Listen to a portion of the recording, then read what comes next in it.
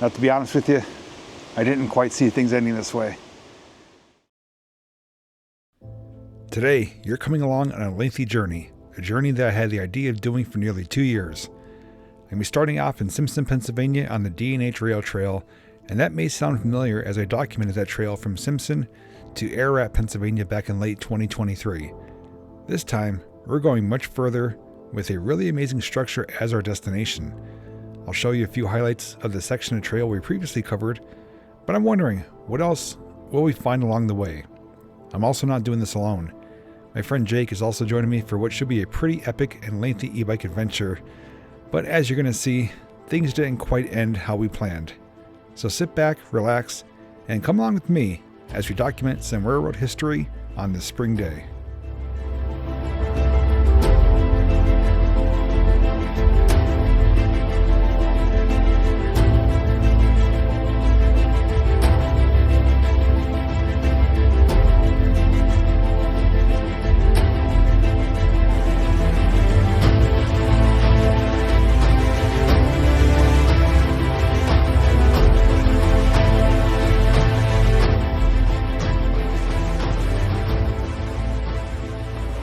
Gorgeous day for an e-bike ride, and it's gonna be my first lengthy trip for 2025. We're here at the end of April. It is a Monday morning, approximately 11 a.m. and projected high in the low 70s. Really comfortable temperatures. And of course, not riding alone. With me is Jake as well. We're both riding our A8 dual motor e-bikes. Both bikes are capable of some long distance riding, so we're prepared with snacks, lunch, drinks, and our sense of adventure. So it's going to be a fun-filled day.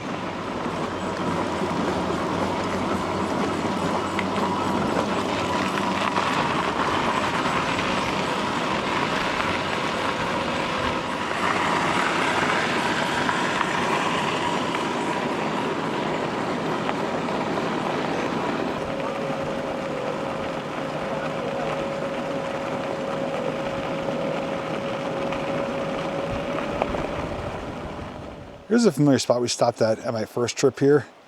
This placard explains a few things about AMD, acid mine drainage, but as we come down here, we could get an actual look at the acid mine drainage with this bright orange pipe right here. The acidic, sulfuric, stinky, nasty water that's coming right up out of the ground, that water from the coal mines, and then it flows down through that stone culvert there. Flows right underneath the trail. Just on the outskirts of Forest City now, and looking at this mine reclamation area.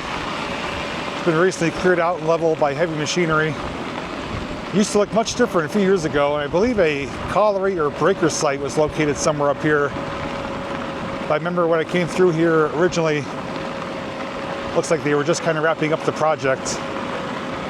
But once you see this, you know that you're pretty close to Forest City, which is also a big place for coal mining activity back in the day. So once we arrive in the actual town, I'll give you just a couple brief looks at it along the way.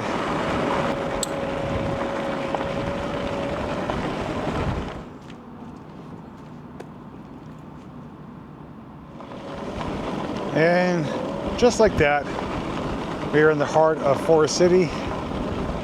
There's some signs referencing the coal mining. A little sculpture area which offers free Wi-Fi as well, which is pretty neat. And once you come up further on the trail, there's a little arrow post letting you know that you could come into town for a few different things. There's groceries and water, pharmacy.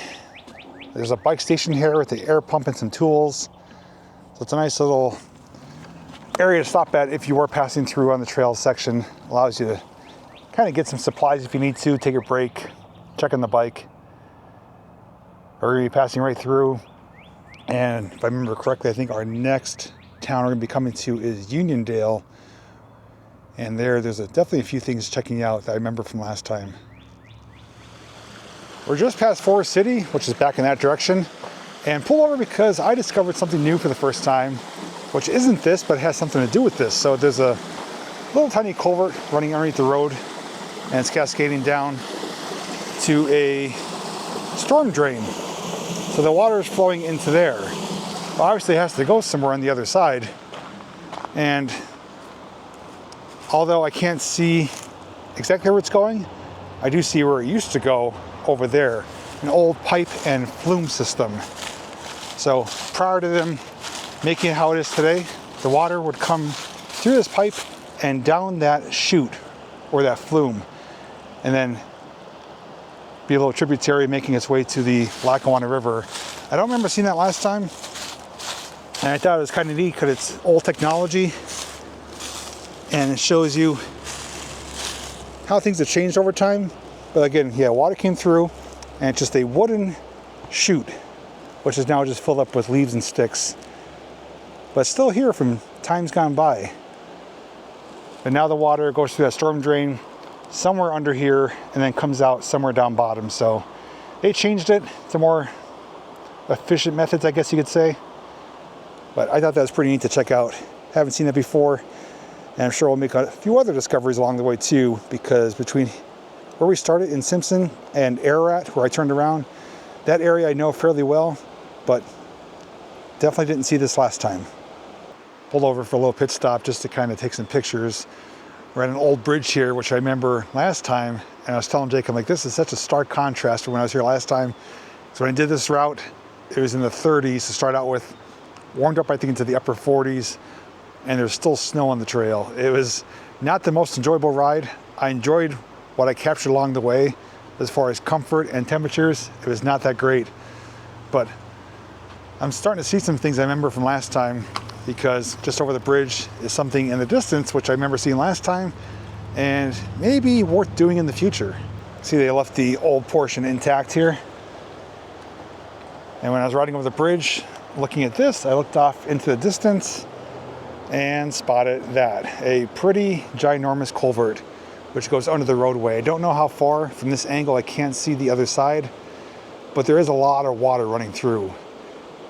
I'd have to come probably during a drought or an extended period of no rain, because otherwise it could be deep, fast moving, and not the safest conditions. But that is literally large enough to fit at least one, if not two vehicles side by side through there. It's a good sized culvert. Not super old from what I could tell. It is concrete, but it is big and dark and may just go for a few yards, may go for several hundred yards. But if the conditions are right later this year and the water levels drop down and move really slow, I have no problem walking through there, documenting it, and even walking underneath this bridge here, getting you some unique views. So you may or may not see me return there in the future. Oh, look at those circling above us. Jake, are those vultures?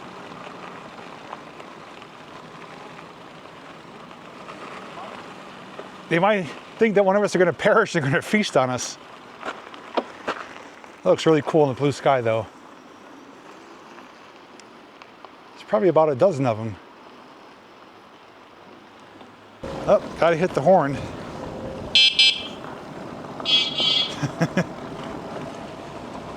Another old intact bridge section as well. As you can tell, the Lackawanna River crisscrosses on both sides of the trail as you make your way throughout. But I do like that they do leave the old sections here. And we are in between Forest City and Uniondale. We should be just on the outskirts of Uniondale, up in that direction. And we're gonna make a pit stop there, show you a few familiar things, because I'm gonna be returning there this summer for a couple things I spotted when I passed through the first time. If I remember correctly, there's a pretty good sized culvert that goes under the rail trail. There's also some old mill ruins and also a caboose, although I can't explore that. But the mill ruins and the culvert I'm gonna be returning to in warmer months to do a video on that. So I'll give you just a little preview of that once we do arrive. Off to my right is I guess you could call it a body of water. I was showing Jake remnants of the old reservoir that used to be there. It's just a little stone wall there now, like a block wall. and they have some modern retention fencing around it and a debris gate. And you can't get to it from this side, it'd have to be on the other side. There's a road over there. And I also want to mention too, I am tracking my progress today on the Relive app, which is not only going to show distance, average speed, elevation, but it's going to put the entire journey together on a Google Maps or Google Earth image. Now, obviously it's not going to be 100% accurate because there are sometimes where we're kind of turning around, checking stuff out. So it may be off a little bit. You may see some like zigzags on the map, but for the most part, it's going to track the entire progress. I'm going to have it running from where we started in Simpson to where we end up in Starrucca at the Viaduct, and then all the way back. So the outro of this video will be once we return back in Simpson, Pennsylvania, and we'll be able to share, how the entire journey was. Hopefully it's still daylight when we get back, but we have roughly 31 miles on the D&H and about 3.5 miles off the D&H to reach that viaduct. So we're gonna be really putting ourselves and our machines to the test today, but thankfully everything is cooperating so far. The trail is not busy. We saw, I think, one bicyclist and one walker. Otherwise, it's just me and Jake out here, and it's just perfect weather, no humidity, slight breeze, and we're gonna be doing a lunch break at some point, and we still got full batteries, so we're doing good. Gonna keep going and just give you highlights along the way, but so far, we're off to a great start.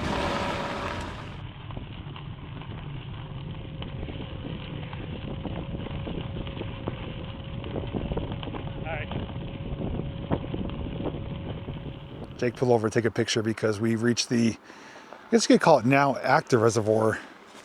There's even a little seating area here. I remember stopping here last time to do the review on the bike.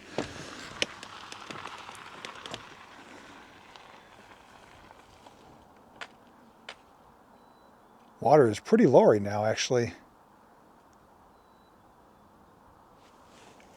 Looks like an old, or a secondary spillway over there. Maybe the main spillway. This is the big flood wall here, I guess you would want to call it. There's water there, but it's pretty low. I don't know too much about this one. It's not abandoned, I know that, but it's definitely not at capacity. But gorgeous views. Look at the mountain range in the background. A lot of bare spots, but some greens popping in. We're heading north, obviously, towards New York, so foliage is not fully grown in yet like it would be down south or in warmer climates, but here and there, there's some green popping through.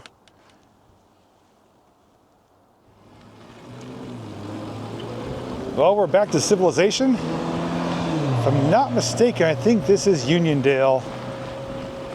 And yeah, I believe so, because up here on the right, I remember the one individual's backyard, they have a display area with some like trains and other things that I remember seeing. So I'll show you that. Yep, D&H Uniondale. And then we're gonna be further up near the caboose area. So Uniondale has a few things worth checking out. Yeah, so they have a little display area here. A few different things, but the main focus I spotted last time was some G-scale trains, which are appropriate since we're along a rail trail. These are Pensy, PRR, G-scale or garden scale. Diesel and steam locomotive there, and then up here, some of the Christmas houses like I have on my display. Fire truck there, some other odds and ends. A little memorial for their pets. And this is right along the trail section here, so you'll have to come check it out. Obviously, show your respect. It is a private property, and just wanted to show what it's like. Actually, just talking with the homeowner off camera, she saw us admiring the trains in the display, and she said that she's had them out there for years, and she's surprised no one's taken them. I'm like, well, that's a good thing. Nobody should be taking them. I learned that those trains and everything else was her husband who passed away. He had a train room upstairs of all different scales, and that he used to ride the train that went right through here, through the backyard with a former D&H, because his father worked for the railroad. So he grew up with the train line here. He had his own train display like most people who are fond of the railroad have at some point in their life, their own model train display like I do too. So just telling them we appreciate the display and that hopefully it stays there for years to come for others to enjoy. But now we have reached, I guess you could call it the heart of Uniondale. Got the refurbished D&H caboose, whistle post there, and some things going on in this area that I just want to point out because I'm going to be returning here in the warmer months. So if you come behind the caboose, there's remnants of a building that was here. Well, if you look far down there, that water is going somewhere, and that's going underground through a good-sized culvert. I should be able to get a view for you from the roadway over there. There's another culvert which goes underneath that bridge.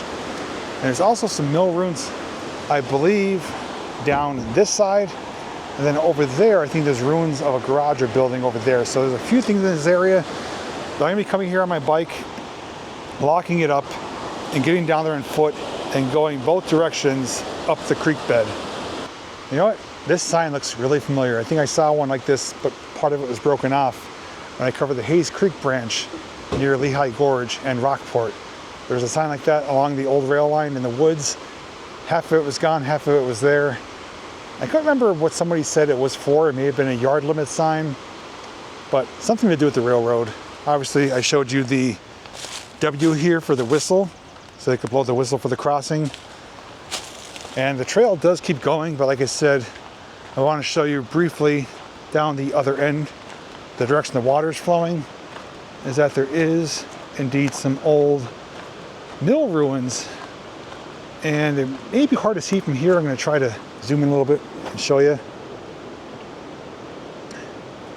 Okay, down there along the water's edge, where the water meets the land, there's some stone walls and some other foundations. So something related to a mill was down there at one time, harnessing the power of the water.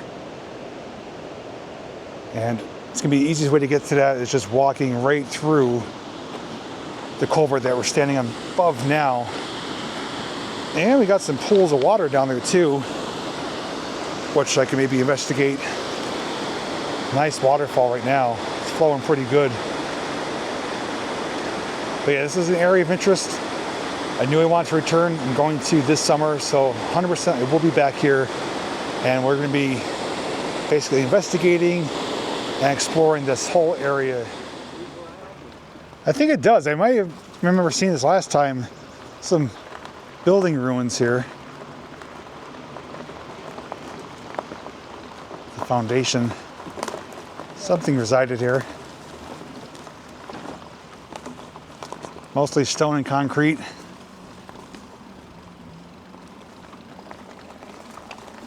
Little walking path that goes right around it. So it's right there along the trail and not very big, but it's situated just down the trail past the caboose area. And in case you guys are wondering why I didn't show you much of the information about the caboose and the placard for the mill and everything like that, well, basically because I showed it in my last video, and when I do return to explore this area in more greater detail, I will show it again then. So we're just going to cover some ground, put some miles on the bikes, and we'll bring you aboard to either the next major town or our next lucky finding along the way. I had to pull the camera back out because I thought my eyes were deceiving me. We actually passed some Easter eggs a little bit further back, and this is a combination of Easter and Christmas. Maybe even Valentine's. Oh, someone's decorating the trail.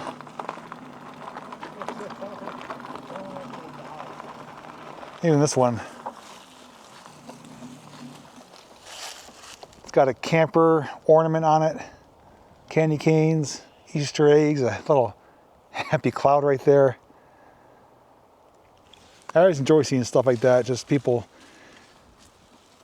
decorate and make it a little bit special along the section of the trail. I'm sure kids enjoy it when they come along. And Jake said, oh, it must be abandoned because it's Christmas. Just pull over not too far past the Christmas trees that we found. And I looked over and noticed something going on back here. Now, the trees are painted with red paint stripes, but it's not purple, so it doesn't say that's posted or private property. And from the items I do see, I don't think anyone would be having it like this on their private property. So I'm gonna get down there briefly and show you what's here. I don't know exactly what it is, but apparently someone's been coming here doing something. There's the red paint. Looks like somebody maybe attempted to build a tree stand right there. And it's rather cleared out. I've got this mound here.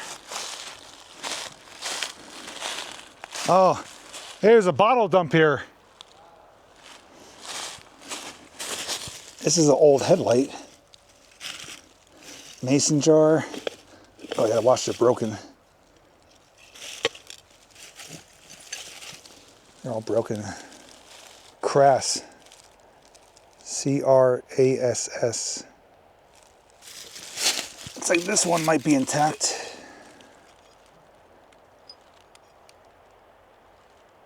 Like maybe an old 7-Up bottle. So that's laying on some tires that are embedded in the ground. Just random items everywhere. More bottles. Oh, look at this.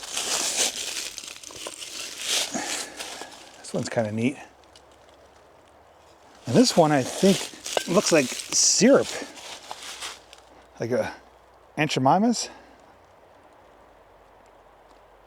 Says Pat DES 187302. And then LSM.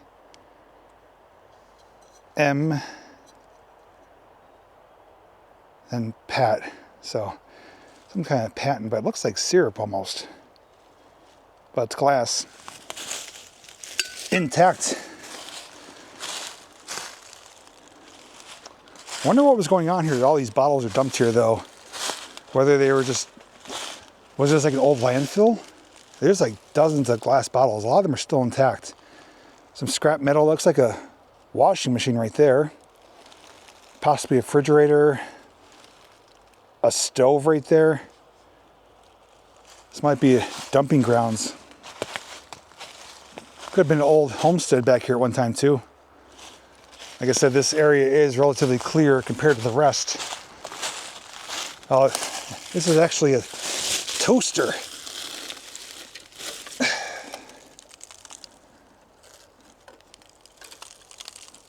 They don't make them like that anymore. But actually they do. I don't know how old it is, but it doesn't look all that much different than modern day toasters. Yeah, let me know your thoughts. If you think maybe an old home site or possibly a small landfill area as to why these items would be here, please let me know. Otherwise, it's a rather unique finding. Just off the edge of the trail. Bike is right up there. Another pit stop. Looks like a newly manicured area. Notice this bench here, some fresh gravel, and the view of a nice little cascading stream. Now we could see the old wall system, which was usually a property boundary. And I'm wondering maybe if one time, if it went straight across and there could have been a small dam here, or if it was always like that. But the water is flowing down beneath us, and I want to take a quick walk down to see if there actually is a culvert there and to see what the water is going through. Well, there is, but it's like the smallest culvert ever. A really tiny hole. Looks like maybe you'd have to be dug out. Might be some debris built up there. You can see the stonework. A lot of nature's carpet on it. Bench and the bike right there. But to sit here and just kind of take it in with the sound and the views, it's pretty peaceful. But again, let me know your thoughts if you think the wall came across that served as like a dam. Maybe had a pipe going through it, or if it was always just kind of built down to it. I'm thinking the wall went across. It might have been an old dam here at one point, but now more or less a property boundary like you'd see at the old farms from back in the day.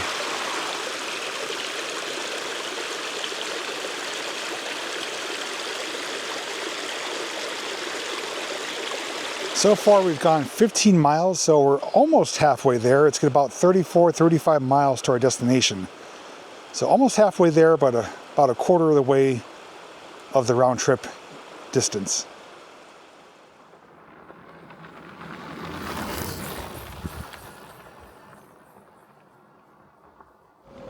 Still making good progress. We have passed through the town of Herrick, which is really nothing to show there. It was pretty much just a couple roads and a couple homes. Then we passed, I think it was Fiddle Lake Road and Farm Road that we crossed. And now we're near a lake area, which I do remember. If I remember correctly, there should be something up here that I remember checking out. Something that was on the left-hand side of the trail that went in, and I shined my camera and flashlight in there, and there might be some other railroad remnants as well. I also believe that we're not terribly far from Ararat, so we are enclosing on that. Roughly 17, 18 miles into the trip so far. Came across just a couple more bikers, but for the most part it is pretty quiet, desolate, and peaceful. But yeah, we're gonna pull over here. There are a couple things that I did remember, so let's check those out. So although we checked it out before, I figure we'll take another look at it today. Starting off with foundation here, and Jake spotted some bones. It's like spine. And then this is a pit, not deep. It's hollow though, made out of concrete. Openings on the top. Concrete base here with a steel plate on top, so it's probably hollow in there. Water pipe, which is just laying there. And then further back, a much larger pipe, which is plugged up down the bottom there. It's not, oh, gonna zoom you in there to show you. Yeah, it's not deep at all. And then there's these bases here, which are fairly tall because the ground slopes downwards. So they're roughly about 10 feet tall. Those little notches on top, there's anchor bolts. And it's at the edge of this body of water here too. Some more concrete there. What's that? Did you look in there? Yeah, isn't there like a TV or something in there? How did you get in there? I don't know. I remember that from last time. Like, it's not, I'm looking for how unless somebody lifted it, there's no way somebody lifted a rock though. Yeah, that's a mystery. There's also a train track right there on the edge, right by your foot. Oh yeah, right here. It's like rebar. They use the rail as rebar. So that's a hollow chamber. It's concrete on top, a giant boulder right there. That goes through it. And as Jake spotted, there is a TV in there. I remember seeing it last time. I asked the same question. How the heck did it get in there? So let me give you another view. It's not a flat screen. It's a CRT, big TV. Okay, so I'm gonna tilt upwards now. And yep, there it is back there. How that got back there, I have no idea. So it's a solid room, concrete. That is a bit of a mystery. There's no opening on the backside either, and it's basically as long as what we see here. Aside from there being large items in there, actually, Jake, maybe here, there's an opening here. Maybe this rock was slid on top of it. I don't know how long it's been there, but those are these rocks on top. Yeah, so the only thing I could think of is that there was an opening there where they dropped them in and put rocks on top. Because the rocks aren't really covered all that much with like debris and nature's carpet like the rest of the foundation is. But aside from the mystery of how that got in there, I'm wondering what it was used for, what it was built for back in the day. They are right across from each other. Railroad came right through here, so to this day, for me, it's still a mystery. But if you have any insight on how the TV got in there, which is probably, I'm guessing, before the rocks were placed there, but more importantly, what it was built and used for. If you happen to know or have any suggestions, leave them down below. But we're gonna get back on the bikes. We're gonna reach Ararat, make a little pit stop there, and then from there, it's gonna be all new territory. And at some point along the way, whether it's between Ararat and our destination or our destination, we will be stopping for a lunch break.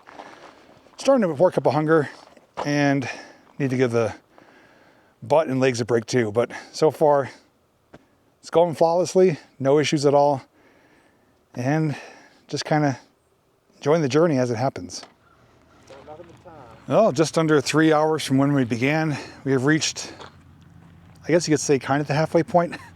We are in Ararat. This is the place that I turned around at when I made my initial video on the D&H Rail Trail. There's a placard up here with some information, which I will show you, showing you what used to exist here, including a station across the road and a railroad Y, W-Y-E, for turning the trains around. We have gone just shy of 19 miles. It's 18.9. And I believe we're going to 33.5 or 34 miles. So we're roughly 15 miles away, a little bit more than halfway there. But of course, we made numerous pit stops along the way, showed you things, talked about things, and just we're taking our time. So we're not in a rush to get there. We have plenty of daylight. Sun won't go down until I believe after 7 o'clock. So we have at least 5 more hours of daylight.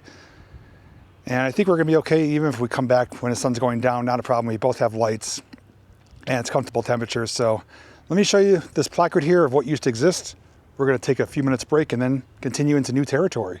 It says, welcome to Ararat Summit, 2,040 feet. And it says, this station was located north of Ararat Road on the west side of the railroad. So Ararat Road is that road right there. That's north. So west would be over there. So the station was somewhere in that vicinity, whether it was that tree line or over by that tree line, but station used to exist there. And the station Y says just south of the station, which where we are, was a Y for turning around engines that were used to push heavy loads up the railroad grade out of Carbondale or up out of Lanesboro. The Y is on the east side of the railroad. Now overgrown, difficult to find, but the coal bed surface is still visible. We actually spotted it on the way in because we're kind of climbing a little bit of elevation here. And off to our right, when we were coming this direction, we noticed an elevated, looked like a rail bed. And it's actually right there. If you look through the trees, there was a relatively flat ridge line there. That's the rail bed for the Y. So the Y existed right around here. And as you can see, and as we read, it's not really much of anything of existence now, just a coal bed. And this is a pretty, as you could say, lonely area. Not a whole lot going on here. Major intersection of Burnwood Road and Ararat Road. I feel like Tom Hanks on Castaway when he's at the end trying to find the farm to return that package at the crossroads. And most of these roads here are dirt roads. I mean, I could walk out in the middle of the road here and you're lucky if you see a vehicle coming by. It's quiet farmland. But we are going to be heading right through there and we'll see what we find along the way. But around 15 miles, we'll reach our destination, which is going to be the highlight of this trip because I have some information to share with you about it. I'm going to give you some views and just check it out. After learning about it and hearing about it for such a long time, finally be able to be there in person. Just came from that direction. About a half mile back is Ararat, where we stopped and came upon this body of water here, which looks different from what you usually see.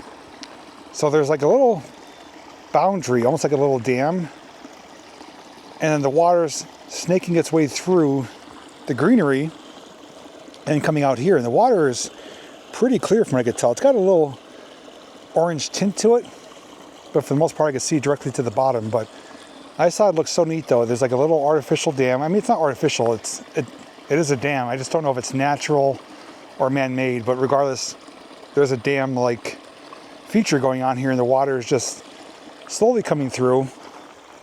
Also right there too, in the water is a telegraph pole. Start seeing those out here. We saw 2 of them further back. Had a couple clear and brown insulators on them. But this is a neat little area where the water is kind of congregating, if you want to say. Looks like they did work this area recently with a stone here. And then there's another little dam and the water flows down that way. And there's the larger dam right there. So beautiful body of water, beautiful area as well. Surprised to see the pole so far back there though. It's a good ways from the rail line. But we have more than just that to check out. Directly ahead is an abandoned structure. Well, you know, I think we may have found where the wood came from for those dams. These look like they are possibly beaver cut. I don't know. It's hard to tell. Some of them are rounded off. Some of them look like they may be cut. But I think those are little teeth marks. So I think a beaver's been working overtime around here making these dams. So that may be the answer to our question, that it is natural by an animal. But this, I don't know what it is at first glance. Something I would say for the railroad because of its proximity. It is right here, right along the tracks. It has what I like to call the open door policy. It is made completely out of concrete, including the roof. It almost has like a big garage door in front, like a bay door. It's tagged up, just to pretty much to show its former self. You can see the exposed rebar right there. There's a bunch of hay in here. Wonder if there was like an animal living in here at one time. Not a whole lot going on. Roof is fractured. There's a bird's nest in here too. Would have been another window there. So half the building is intact, the other half not so much. Looking too, there's a bracket up here. You can see where something was mounted here. I think this had, oh actually this had sliding doors. So those are the rails. The door slid that way and that way, and they closed right in the middle. So it had like sliding barn doors, I believe. That's what it looks like anyways. Oh wow. Yeah, it's like fractured right down the middle. You get a stick and poke at it? Yeah, sure. No. Nothing on the ground, just debris. I don't see any valves or pipes. This could have been storage for the railroad. Could have been something completely unrelated. But again, tracks would have been right out in front of us here. And trains going by. So I'm led to believe it had something to do with trains, the D&H. But not sure what. All we could conceive though is that it's made out of concrete, had sliding doors. For the front door, had 2 windows, and it's pretty old. I would say somewhat holding up well, but definitely over time getting worse. But it's a neat little finding. And this rail bed is basically a coal bed. The material here is all coal, silt, some waste material, but mixed in everywhere are chunks of the black diamond. So no shortage of it here. You can fill up a bucket in about 5 minutes. Jake and I are noticing the difference in riding on this material because this is some thick, soft material. And if you go too slow, you start sinking in. If you go too fast, you get kind of squirrely. So there's a clear difference in the rail trail from Simpson to Ararat. Is pretty well manicured and packed down. Back here from Ararat going north, it's a bit more rugged, if you want to say that, although it is a perfectly manageable trail. The base of it though is pretty much all coal. Oh, it looks like a nice little seating area up here too with a body of water. It's one thing there's no shortage of too is places to stop and take a break with benches, some picnic tables, and no one's going to bother you out here. Looks like the beaver cut that tree down. Oh, there's a heron back there. I wonder if he's going to come around. If it wasn't so far to walk around, I would say just go sit on that bench. I'll take it. Well, when you have an all-wheel drive e-bike, you might as well take advantage of it.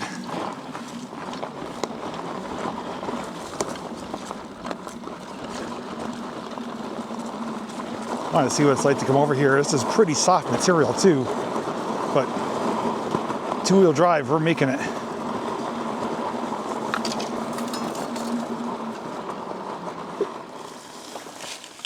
Not a bad spot. This is beaver cut. Oh, you know what this bench is sitting on? Mile post. This one has a W for the whistle, and that one's just another post, and it's got a rail plate there. Oh, that's cool. So they reconverted it for the seating area. Looks like they planted trees too. They got some screening around them. It's really soft over here.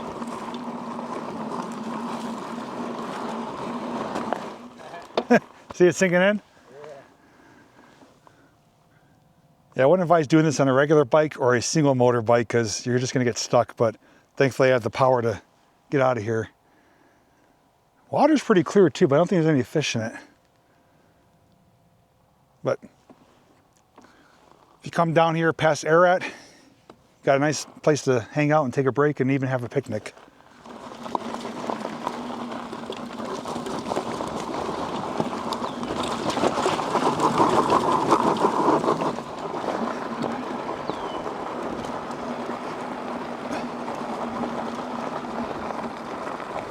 Yeah, that heron's living somewhere back here. Oh, look at all the spikes. Wow. That is somebody was magnet fishing. Yeah, they could have been magnet fishing or metal detecting.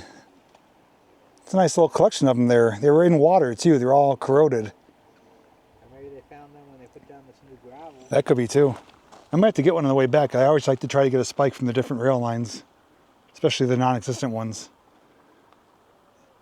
Yeah, back here is a big heron though. Might even be decent fishing. You can hear the water leaving the area back there. And the other side is a swampland, so it's more or less like a wetlands area. And the telegraph poles are pretty much going right through the body of water.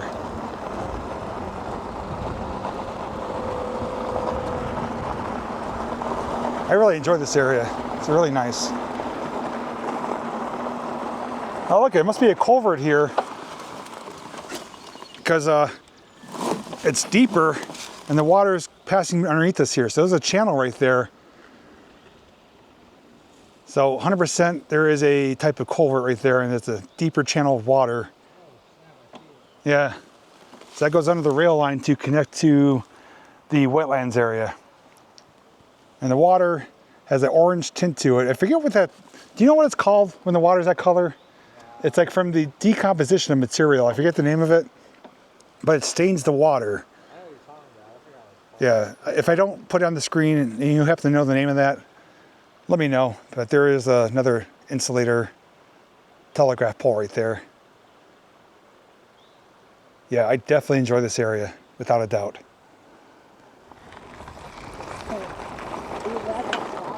Oh, look at the wall here on the left. Stone. I thought that was a retention wall, but it's a natural stone wall. And someone hit that gate pretty hard.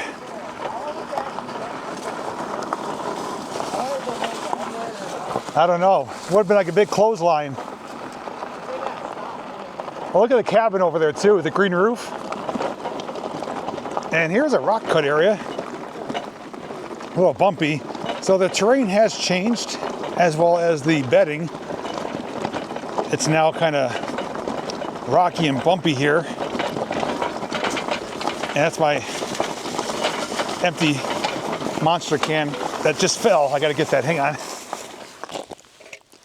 I have to find that trash can. So as I was explaining, the bed has changed. It's a bit more rocky here. Not, you know, nothing that we can't handle, especially with our bikes, but not as smooth of a ride. So we went from, you know, well manicured up to Ararat, with just finely crushed gravel. Ararat to here was that really soft culm material.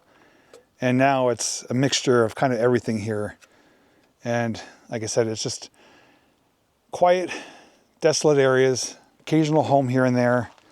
Not really coming across anyone on the trail this far out. We're kind of the only ones. But that's not a bad thing because we are enjoying the solitude and feel like we have the entire trail to ourselves. Look at that home and that property there. Wow. They're sitting on a good chunk of property. Yeah, it's gorgeous. Definitely slower progress coming through here. Have to keep it around 10 miles an hour, otherwise it's just too bumpy of a ride.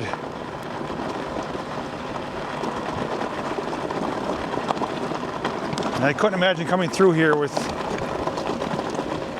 a bicycle with narrow tires. You'd get thrown all over the place.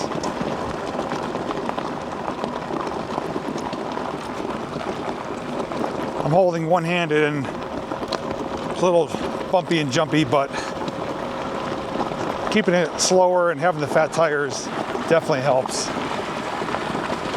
But we were kind of spoiled on the first part of our journey, so just have to adapt to the situation and just keep trudging along. Oh, there's a big sinkhole here.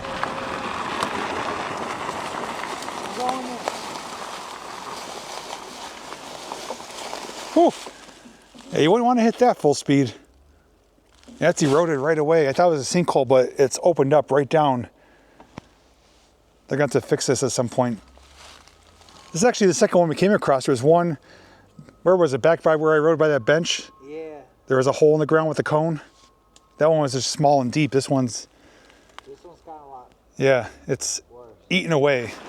Just check mileage. We are just about 21 miles.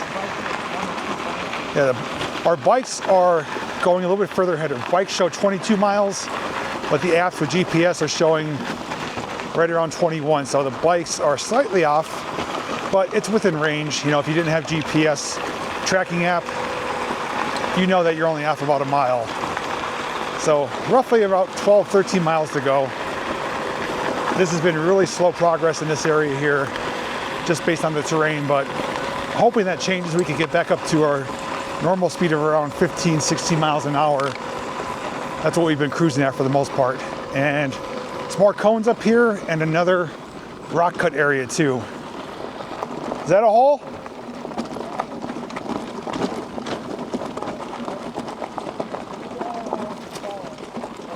Oh yeah, I mean, it's somewhat of a hole. You still wouldn't want to hit that.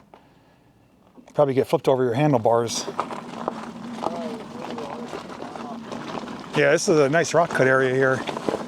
This would have been drilled and blasted out back in the day for the railroad. Always makes like a nice little channel, or almost like a exposed tunnel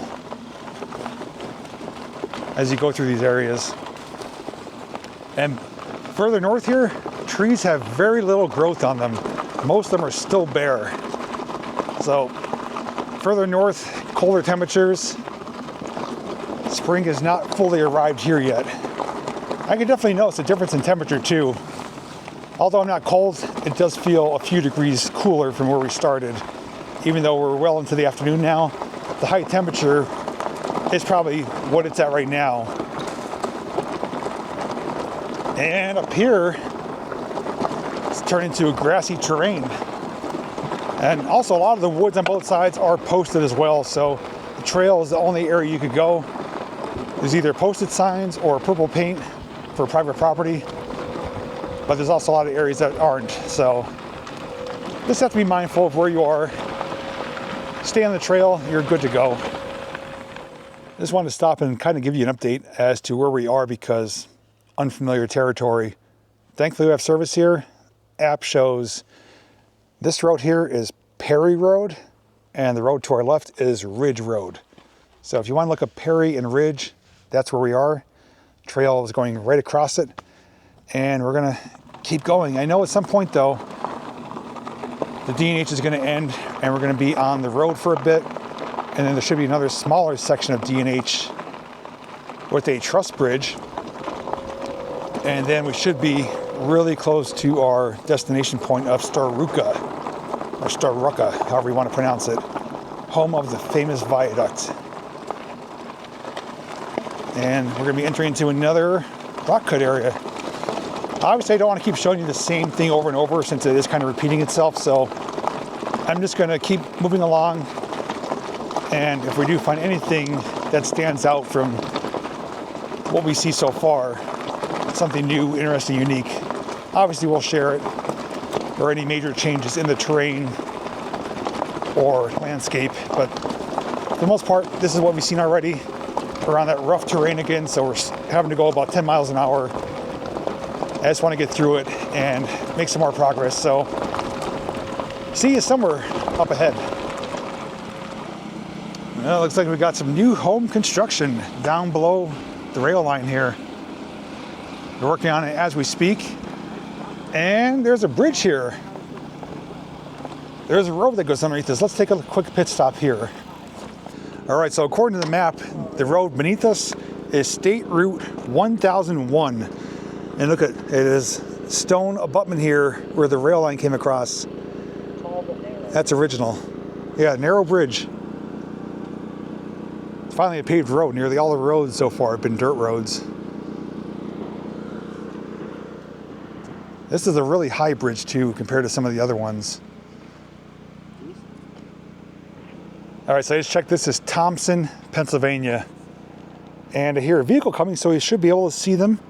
And there's my shadow. The power lines go under the tunnel. Yeah, the lines go underneath us.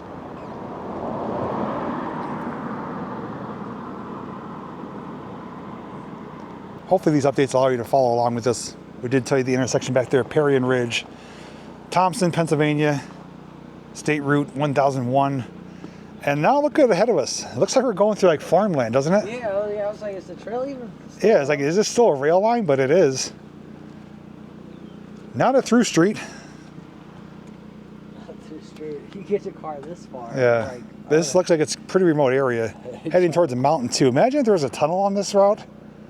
I don't know if there is, but I'm going to say we're probably going to parallel that mountain, but I guess we'll find out sooner than later. Pretty tall mountain. I think this is what they like to call God's country. This is stunning back here. It's almost like postcard worthy. Well, imagine coming here in the fall foliage season, what the mountain would look like in all this landscape. So, wetlands off to our left. Grass is kind of maintained. There's a lake off to our right. And we are still on the old rail line, although it doesn't look like it here, but yes, we are still on the trail. It's a really nice area. It's even another seating area. Allow you to take in the views right here. Oh, there's geese down there. I had a bad run-in with them in New Jersey on the abandoned Argonaut ship. Wow. Probably going to have to get a screen capture of this, included in the photo montage. What a landscape. I was wondering where Jake was. He's finally coming now.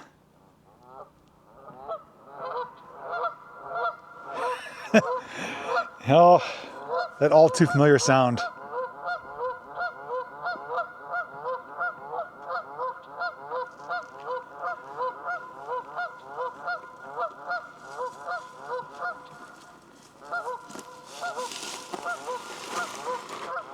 They have a gorgeous place to call home, and they're not happy about us watching them. That's not like a car alarm.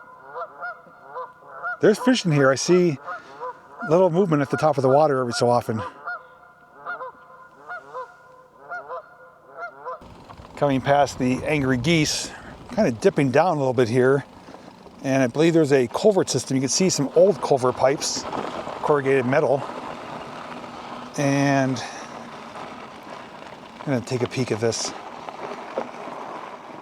So it looks like that lake and wetlands area is connected. See the Jersey barriers here? I get a shot at what it looks like down here.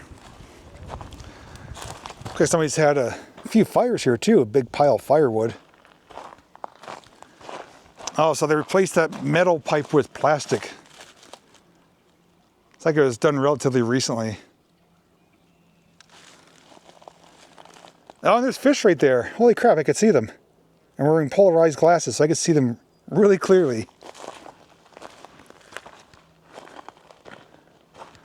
This looks like prime fishing spot right here with all the roots and trees. There's even some railroad ties in the water and fish is swimming right over there. Hopefully they came through on camera. This is a gorgeous little spot. Thompson, Pennsylvania. Absolutely stunning and gorgeous. As we could see by the landscape too, I was hoping maybe a tunnel, but no, the rail line bends to the right at the base of the mountain or hillside there. So I wanted to bring you back for an update. We are still making progress, and it looks like we're just driving through a grassy field. Yeah, we're paralleling some roads. There's some buildings here and there. This is definitely not a heavily used part of the rail trail, although we are still on the rail trail, confirmed it on map. And when we do cross roads, there are D&H signs, but you could tell it's not a heavily used area. We are the only people out here. We haven't seen anyone on this trail since we crossed past Ararat. But train line came through here. It's still a designated rail trail, but it has just changed significantly from where we came from. Some worn down areas like this, I'm glad we're past the rough section because we're able to get back up to our normal speed. There's a post right there that says mile 53. Oh yeah, there's a little structure up here. Guess we'll stop and take a peek at that, but as I was just saying, we went from looking like a non-existent rail line back to a rail line here, so it's changing every so often, but like again, not heavily used at all. And honestly, unless you had a fat tire bike, I don't think it would make it out here. What the heck is that? Pretty cool. It's some type of barn. Yeah, it's posted, but we should be able to walk around the outside of it. There's also a structure here. I do see a stone wall over here and another building up there. So I guess we're going to take a little pit stop. I don't know what we just came upon, but it is a neat looking structure with some curved doors. It appears to be like a barn.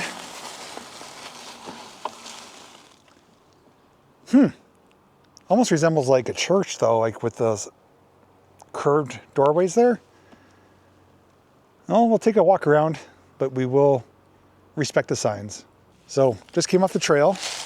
Small structure here, made out of concrete.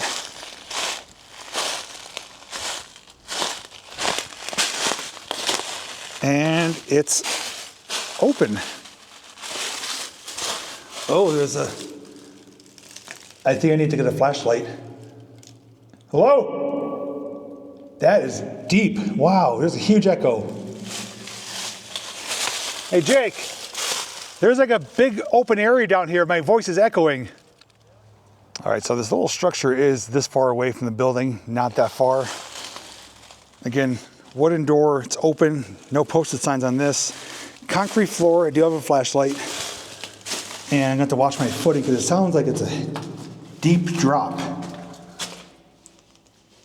Oh, wow, it's full of water. It's like a well source.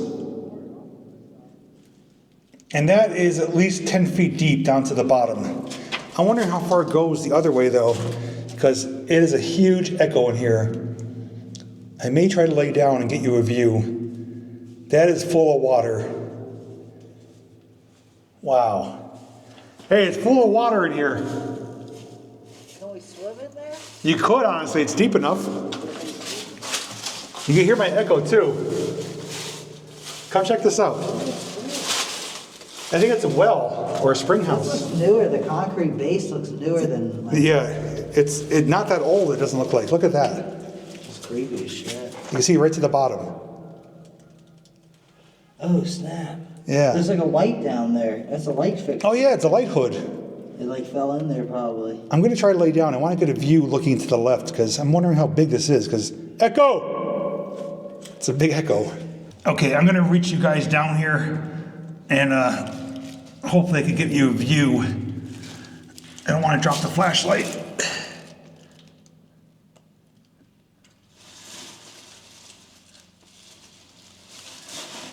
So, how far is that? That goes pretty far.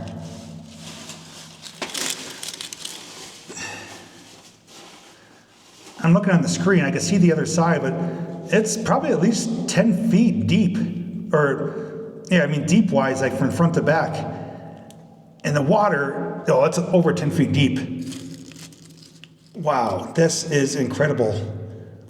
This is either like an old spring house or a well, but the water is crystal clear. It would be over my head if I fell in, and that light was right there, but it's completely made out of concrete here. Looks like there may have been a pump right there too.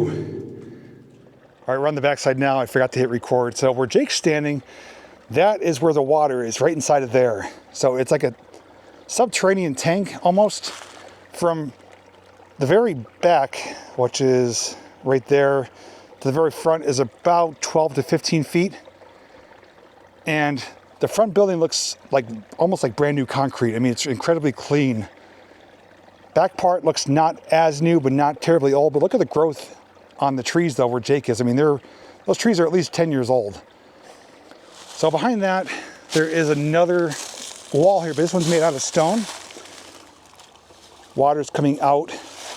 And where the water is actually in the tank there, it is slowly trickling out of the back. So I'm guessing there's a constant source going in there, but it doesn't go any higher because it's leaking out. So it must be an underground spring source somewhere. And the water is making its way down to here, and that's right below the building. So a lot going on here. I don't know, honestly, what we found, but that's super cool, at least for me. Probably because I'm a Pisces, more so I enjoy water. But yeah, that's all water right there. And from what I could tell, it's pretty clean, clear water. But let's take a walk around the structure, see if we can make heads or tails as to what this area is. So here we are at the building. Jake pointed out there is a new window installed up there. That's a new storm window. There is one posted sign. There's these little metal doors, and one of them is open, so although I'm not going to go inside, you can at least take a peek on the inside. Oh, that's like a chute. It's going downwards. Here's the overhead crane system. There's a hole right there for the upstairs, the first floor, but this is a big chute. Something would get dumped into here or filled in here. It's all solid concrete. This is like a big chute here going down. Oh yeah, there's rails right here. Jake spotted them. They're really close to the building. You know what, I bet you this is a coal chute. I bet you the coal trains pulled right next to this. Gravity fed coal right into there. I almost guarantee that's what it would have been. If not coal, then maybe grain or something for a farm. But rails are feet away from the building and still here. So this would have been a spur line coming off the D&H over there. The big double doors, almost like a loading dock, so they could also load, unload box cars or flat cars. But these little metal doors are all chutes going downward. I've never seen a building like this before. It's kind of neat. Yeah, the water plays some kind of role to it. And the tracks are here, but they're cut. Let me see if we can maybe possibly find a date. I mean, there's people's properties down there, so I don't want to go too far. Not sure who owns this, but broken old windows over here. You can see it goes down pretty deep as far as those pits go. Probably has access from the other side. But what a location, though. Just happened to spot this right off the side of the rail trail. As much as the building is interesting and neat looking, that little watershed is more fascinating to me. I'm not gonna be able to get it on camera. I'm gonna read it to you. So 100 foot-pound rail. So it's 100 pounds per 3-foot section.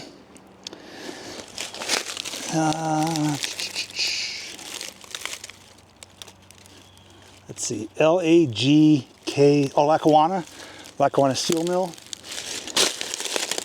I see, let's see, 2, 4, let's say 4 tally marks, but I do see a V. So I see 4 tally marks and a V, so it could possibly be April or a different date. And then 1923. So Lackawanna Mill, 1923, possibly April, and they're still here. And these tracks are now 102 years old as of the making of this video, 2025 here in April. So I think we're pretty close to the date they were manufactured. Well, apparently people know we're here. The dogs are watching us and barking at us.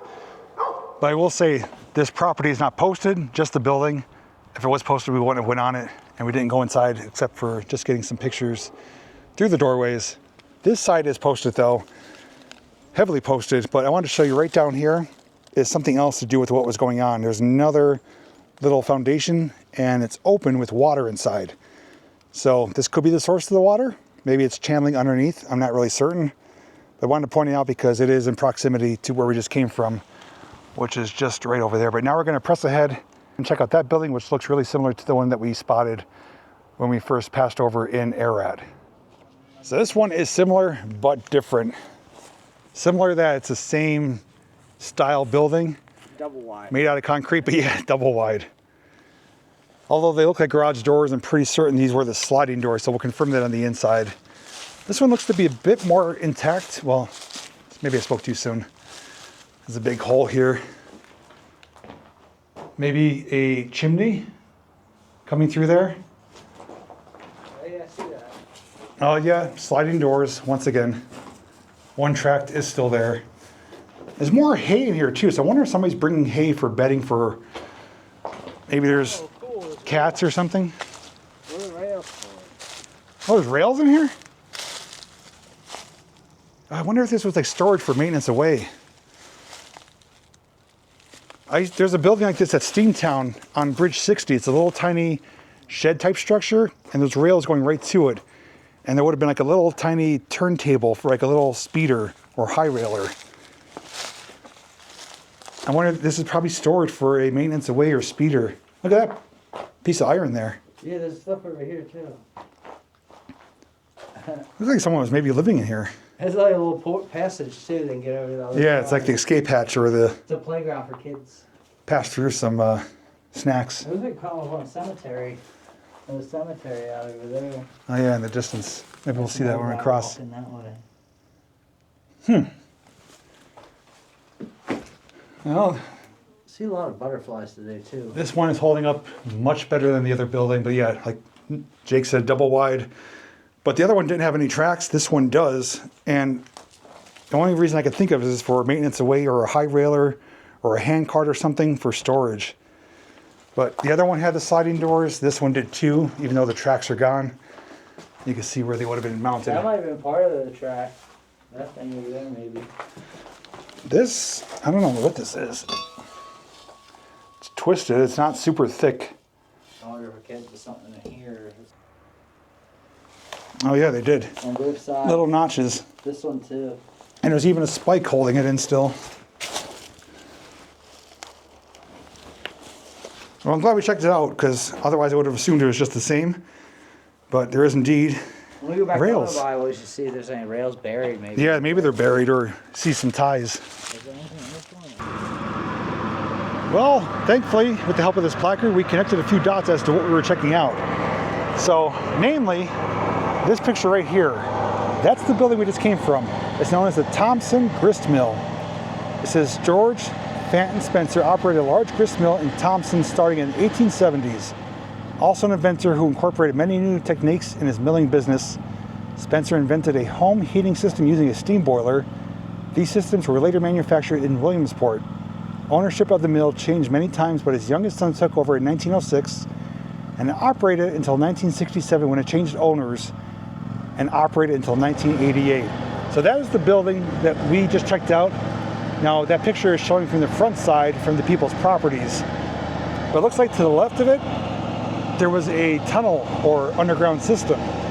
So the water definitely had a part to play in the mill business. And over here, you see a picture of some gentlemen sitting on a little speeder. And that is what I was talking about, would have went in one of those little structures with the rail inside. It says a gang cart for track maintenance. So maintenance away, yeah, I was pretty accurate with my suspicions as to what it was, but now we have pictures and more information about what we just checked out. And I didn't know it, but we are still in Thompson, Pennsylvania. There's a lot more history here too. If you want to pause the video and take a picture, I'm sorry, if you want to pause the video and read the placard, you're welcome to. Well, directly across from the cemetery is more signs from the past. Old freight station or depot. Looks like it's now a ice cream business, or it was. It says Rooney's featuring Manning's homemade ice cream. I don't think it's open anymore for business, but the structure itself still remains.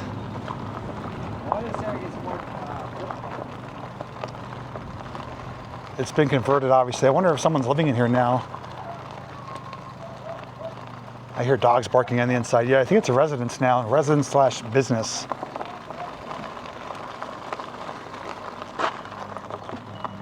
But that's an old D&H freight station or passenger station. I'm not certain.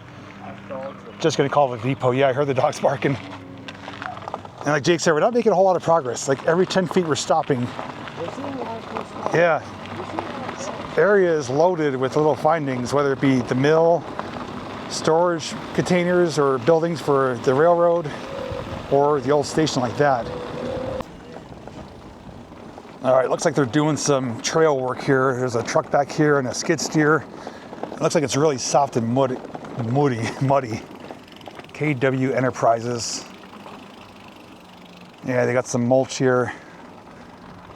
So, looks like this area needs some work. Kind of stabilize it. So another, probably the 100th signal post we came upon so far. But this is not too bad. It's pretty manicured and packed down, but definitely some soft areas. Oh, there's something right here. There's 4 posts with anchor bolts coming out. Is there one on the other side? No, I was thinking maybe it was a signal bridge. One tree growing out. Yeah, the trees are growing right out of the center of that one right there. Just spotted that really quickly. And you can see a telegraph pole was cut right there. What is this hill up here for?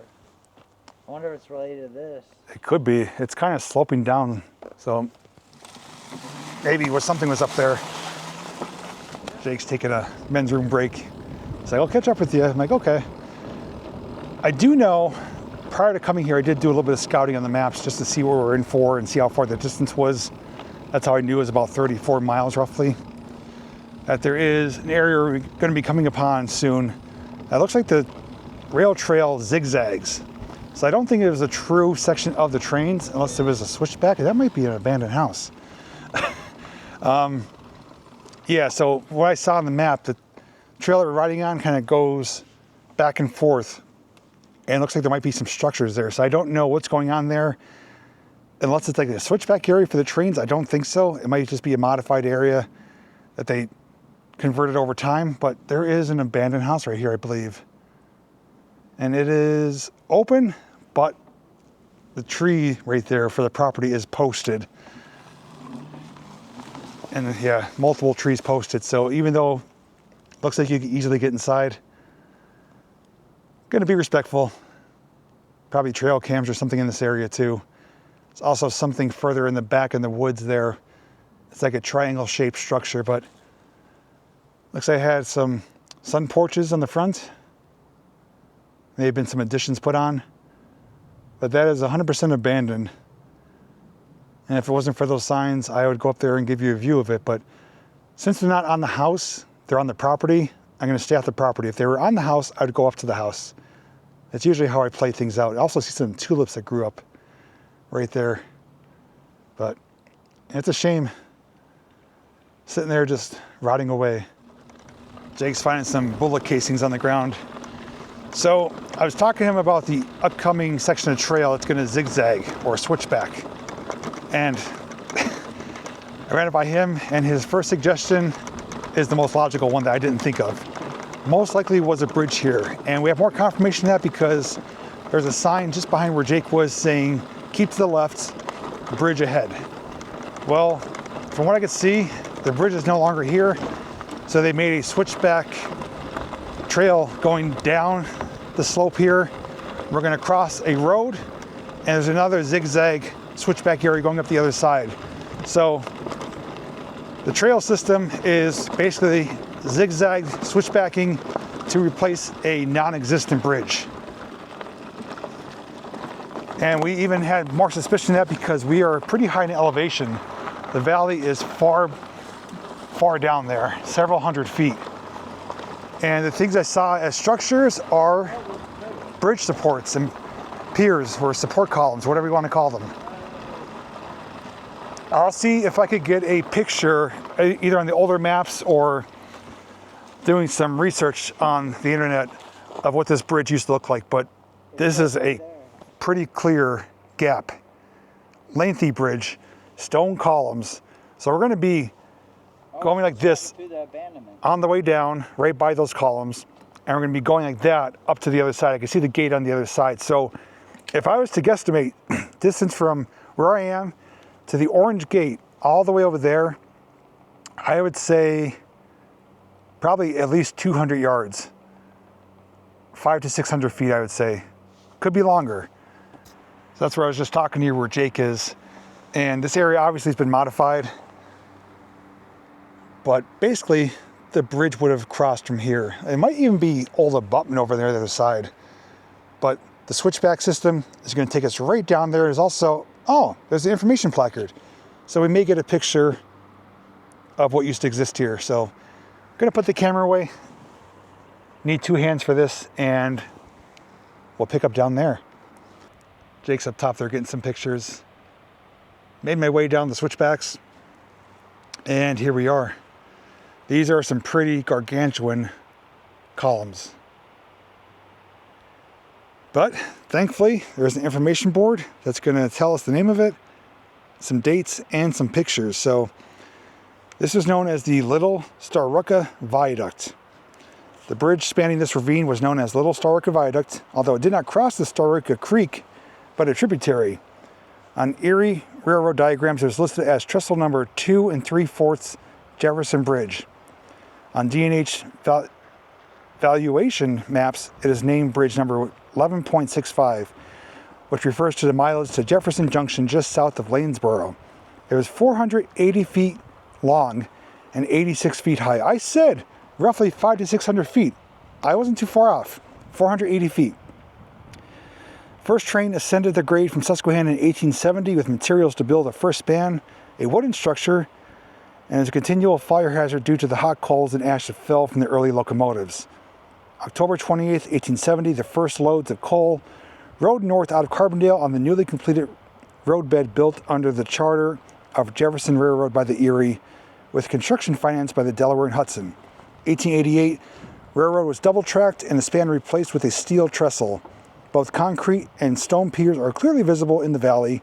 D&H ceased operations over the rails of the Little Starrucca Viaduct in the early 1980s. And we have visual representation. First wooden, then steel. And it's like a viaduct or a trestle. There was no truss parts to it. It was just completely open on the top. There's even a picture of a Challenger-powered D&H train headed northbound May 1950, and a colorized photo of rolling stock going across it. There's also some other pictures and information about Bucks Falls and other things in the area, but I'm so glad they had these along the trail, because if I wasn't able to find it, I wouldn't know where to look.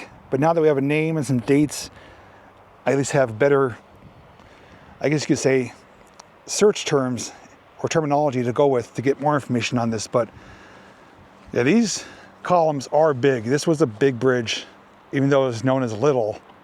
There's nothing little about it. The bridge spanning this ravine was known as Little Starrucca Viaduct, although it did not cross the Starrucca Creek, but a tributary. So Jake's going to be my cameraman. I'm going to walk down here just to give you size comparison of these columns to myself.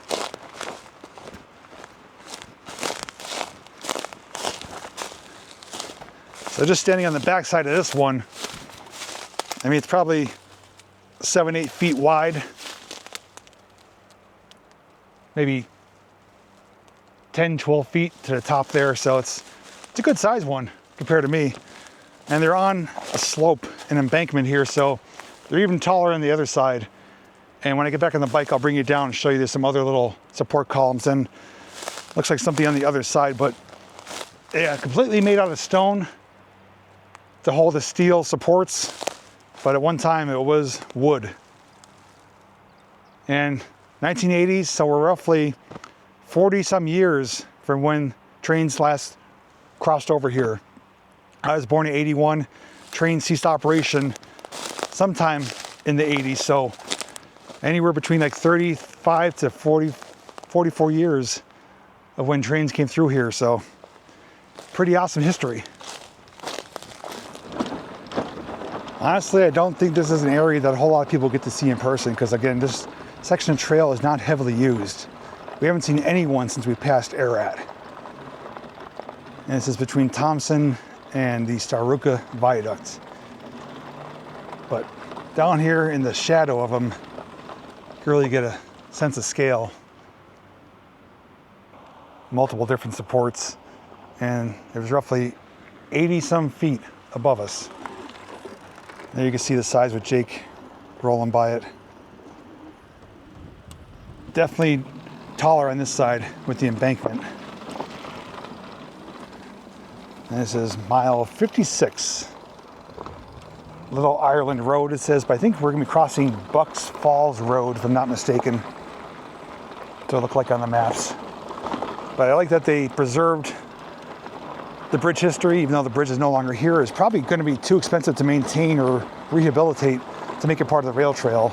So they improvised, made a switchback system, which is perfectly fine. All right, so we're on a little wooden bridge right now, and this is the creek that the viaduct was created for. So kind of hard to believe that that gigantic span of a bridge at nearly 500 feet long, 80 some feet high, was for this little tiny tributary of the Starrucca Creek. Talk about over-engineering for something so small and little, but I don't think they had a choice. But this is the whole reason that bridge was built, that little tiny tributary of water. We're an hour down the valley. The bridge would be 80 some feet above us. And as you can see on the other side, it's going upwards. So if we go to the left down here, we should be able to pick up the trail again. This is known as Bucks Falls Road. It's just a dirt road. And looks like the trail system will pick up again on the right-hand side with another switchback system.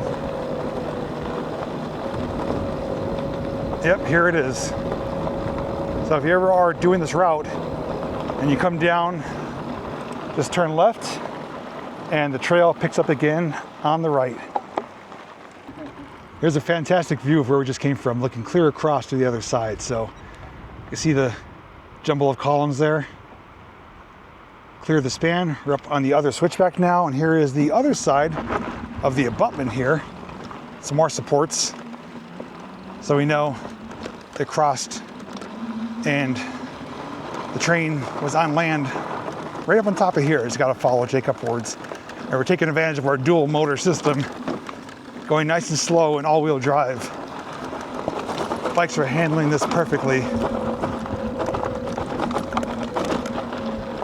Yeah, if you're on a traditional bike, you're probably going to be pushing it. One more switchback, and then we're nearly at the top, and we're ever so closer to our destination. I'm going to check the mileage to see where we're at, but we are nearly there. And this is right here is the top. That's where the train would have crossed over. So we're on one span, and now we're on the other one.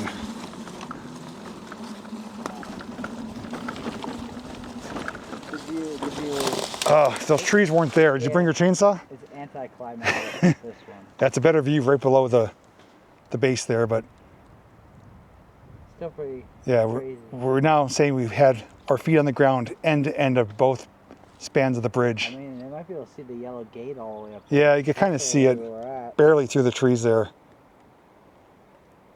So that's pretty awesome. I'm glad we were able to document that. And I will say good job to Jake for initially thinking maybe it was a bridge. I didn't consider that. It's either a bridge or a tunnel. Yeah, I was hoping for a tunnel, and like we were talking about, the bridge was most likely too costly to maintain or to refurbish, renovate, and is removed. And at least the trail still continues. They just improvised. And the columns still tell the story of what once used to exist, as well as that information plaque. Just came down that section of trail and we pulled over at an absolutely gorgeous, picture-perfect opportunity, looking down there into the little town. And for how small the town is, there's 2 churches. The white one to the right, and there's one with a red spire or turret, kind of dead center. We believe that's a church. It almost looks like a little fairy tale castle, but such a gorgeous view from here. Wow. Just a few homes, farm, probably a small general store, maybe a gas station or a little mom and pop restaurant. Oh, there's actually a house up on the hillside up there too.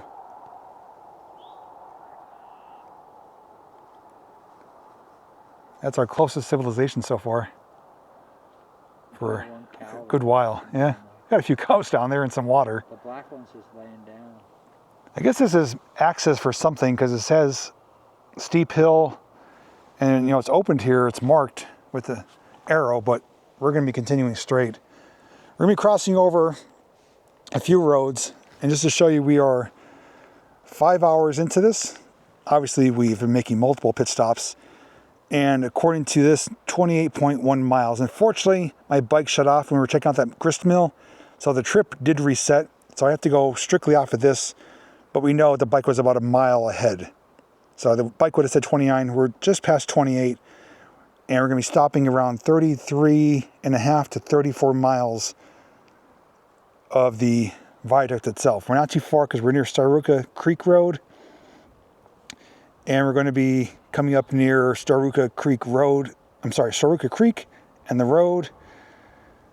We're going to cross over Little Ireland Road pretty soon, if you want to keep track on the map. Beyond that, we're going to cross over, and once we cross over that, we'll come up to Starrucca Creek Road, turn left, which is Stevens Point. There'll be a section of trail there. And that sign just fell. And then from there, we're only, I think, maybe a mile or 2 at the most. All right, let's keep moving. It's already 4:15. I'm hungry. We haven't had lunch. So we're going to be eating dinner probably once we arrive. All right, this is Little Ireland Road. We're going to cross over it. Some homes located here, and there's another abandoned structure. Looks just like the ones we found, most likely for storage of maintenance away. This one actually has an information board, so let's find out once and for all what this is built for. All right, so it looks like it may not have information specifically on this building, but it does on the borough itself. History of Starrucca Borough. There's a depot from 1959. Water tower. Post office. Sheriff and Dairymen's League's Creameries, and then home of Mayor E.P. Strong. So unfortunately, nothing on this specific building, but we're almost certain these were used for storage. Now, the first one we didn't pay attention. We're going to check on the way back if it had indentations for the rails. This one doesn't have them, but it does have spikes. I think rails still came here.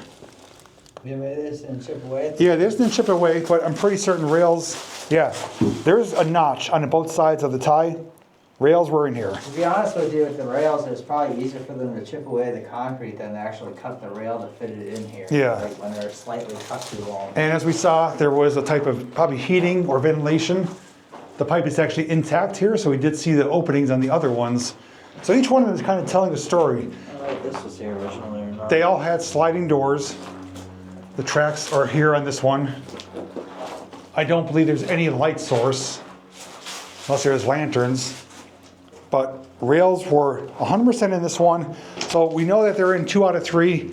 Pretty safe to say 3 out of 3, but we're going to check that first one on the way back to confirm if there's either indentations in the wall or if there's any remnants like that. But these are ties. rails 100% came in here and would have been most likely stored for maintenance away equipment. Now, I came over here to take a picture of this picture for you guys, and I almost missed this.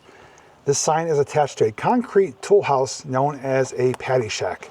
It says the paddy shack held various tools for maintaining the rails, joints, and some had coal stoves for heat.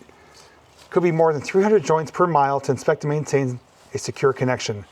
Track maintenance workers were known as trackmen, or the more colorful term, gandy dancers or paddymen.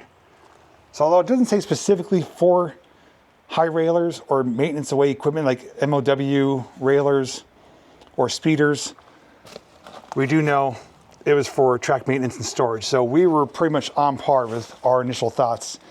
And Jake noted too that this building is probably the best condition out of all of them that we come across. It's the most intact. It's got the small chimney, it's got the pipe insert for the stove, and there's no big cracks or fractures, so it's holding up quite well. There's even like little wooden steps cut out coming down to it as well. Nice thick growth of nature's carpet on the roof. But yeah, this building is definitely by far the best intact, except the second one, the dual bay one, I like because it has the rails still inside. It is so difficult to make progress, but not in a bad way, just more findings. So there is the little track maintenance building up there. And right down here, looks like the foundation of the water tower. All these little blocks. And I'm gonna take a peek, see what's in the center there, but we're pretty certain that this was the water tower location based on that old map that we saw, or the historic images on that placard. This is elevated. Yep, there's a pipe right there, and it drops off the backside. This is almost like a small castle-like structure. It's actually a little road going to someone's property right there. So pretty certain that's what we found. So just more pieces of the puzzle, as we like to say. And it's kind of nice to put it all together, seeing the before and the after.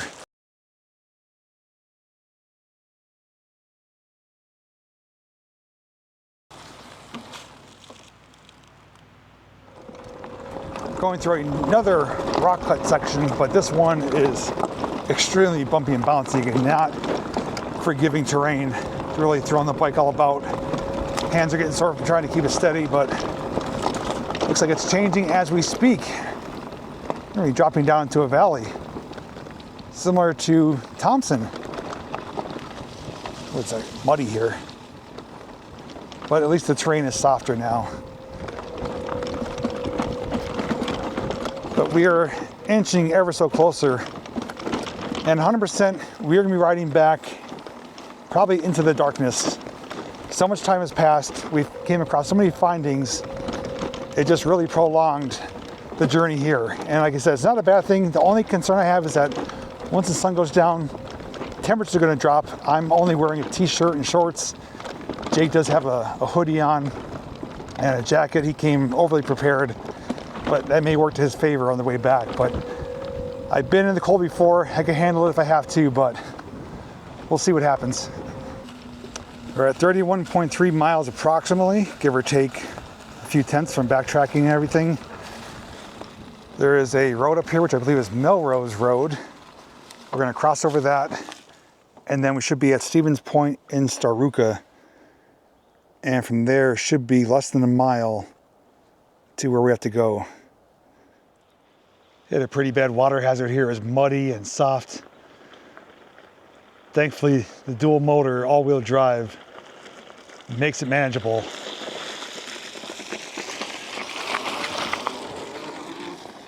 These bikes are a lifesaver, I'll tell you that.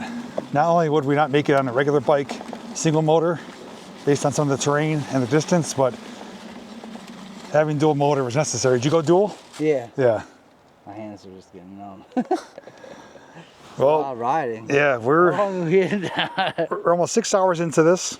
It's like when, you know what I'm talking about, when you pull back the throttle sometimes, and you're like, your hands are cramped up, yeah. Like, why am I still holding the throttle down? 32.7 miles.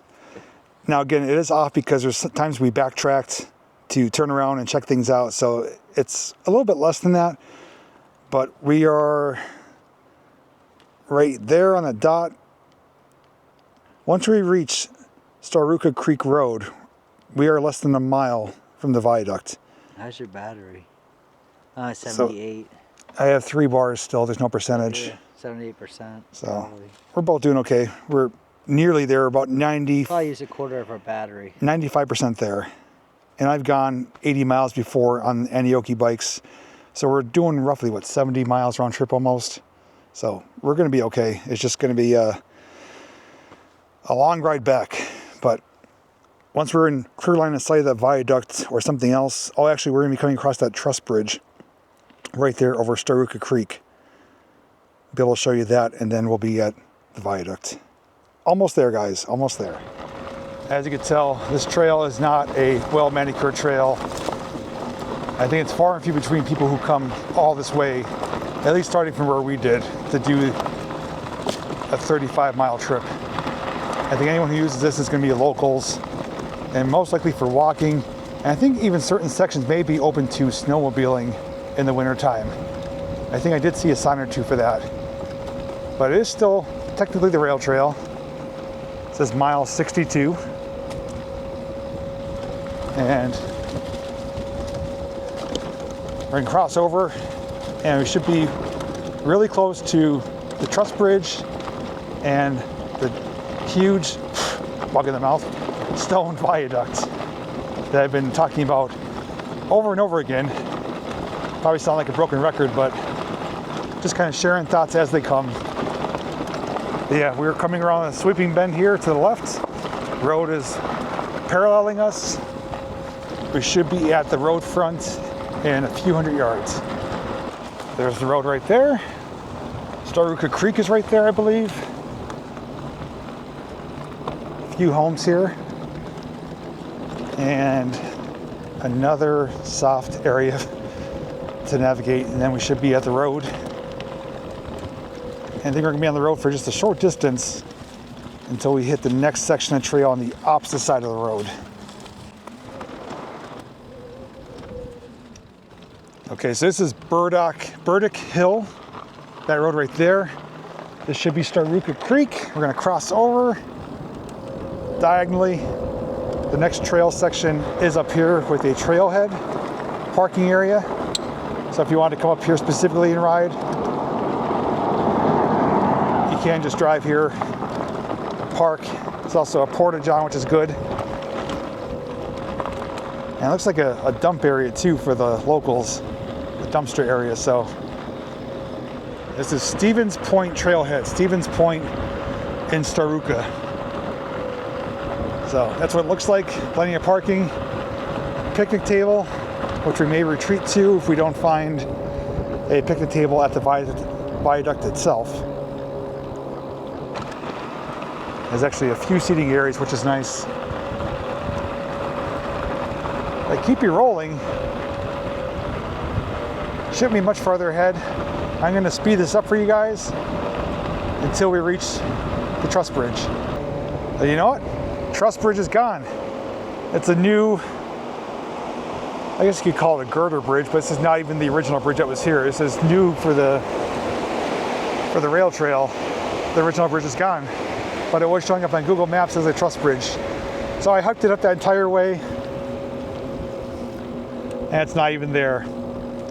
Oh well, that's the way it goes. Map images are a few years old. They have a newly constructed bridge there. This trail section is really similar to how it was when we started in Simpson up to Ararat. Manicured, packed down, crushed gravel, really easy to navigate on any type of bike or pushing a stroller. So it's nice and smooth. Now we got some barking dogs again.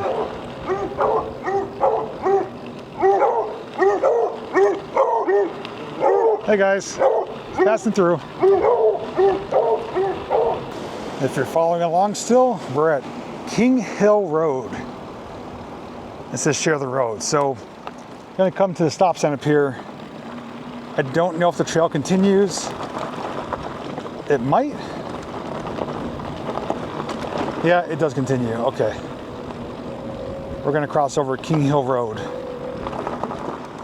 Just made a brief pit stop where he came from that direction, still on the trail. Heard water, looked over, and saw a nice little waterfall full of nature's carpet all around it. Probably good enough to drink, being filtered with all the moss and the rocks. Turned around just to get you a quick shot of that. We are kind of behind the hill here, so we're losing some daylight. But for my calculations, even though I don't have service, we should be less than a mile away. So this has been one heck of a journey, one long ride.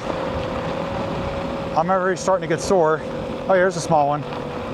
And we have a really long ride back. We're going to be getting back much later than anticipated. Thankfully, we have nowhere to be. Hopefully the vehicles are going to be okay where we park them. And all we can hope for is that we don't have any breakdowns on the way back or run out of battery. But so far, we both have more than half battery left. And I think we're going to be okay as long as we pedal a good distance. But oh, the trail is turning up here. So it looks like the rail line continues straight, but there's a little detour paved area going up around. There's a little concrete block there too. Squirrel moment. And there's also someone, when we first passed that Stevens Point trailhead, there was two guys on a bike, I should say two guys on bikes, and one of them recognized me. He rode by, he's like, "Hey JP, not sure who he was, but if you're watching this, hello to you too. Let me know it's you in the comments." But didn't expect to see anyone out here or to have someone recognize me, but glad to see someone else out here on the rail trail as well. And there's the creek. So what's this? Road closed. So D&H Trail, rail trail improved, Jefferson branch of the D&H unimproved. So it has road closed, but I don't know if it is because the sign's telling you could go two different directions. Let's do the right. Looks like it's a paved, manicured area. Here's a nice open area with the river. Looks like they did some work here recently with some stone for retention and erosion.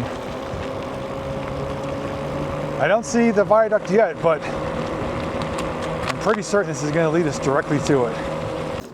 All right, we're crossing Viaduct Street. Saw some hikers too. I asked them just to confirm. They said the viaduct is up this way. Hopefully a street name isn't for nothing, but no, it's definitely up here. We're inching ever so close. I think it's an extra mile or two than I mapped out, but close proximity. But I want to get there while we still have daylight, even though we still have about maybe 2 hours of daylight left, 2.5. We're definitely going to run out of daylight on the way back.